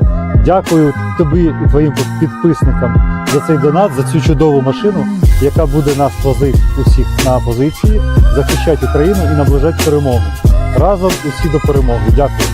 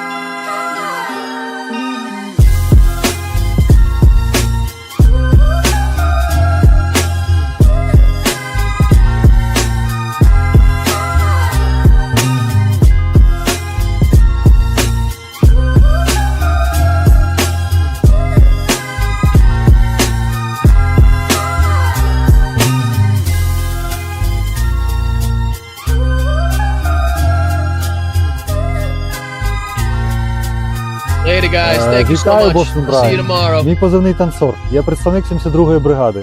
Дякую тобі і твоїм підписникам за цей донат, за цю чудову машину, яка буде нас возити усіх на позиції, захищати Україну і наближати перемогу. Разом усі до перемоги. Дякую. The big, fat, sloppy United States.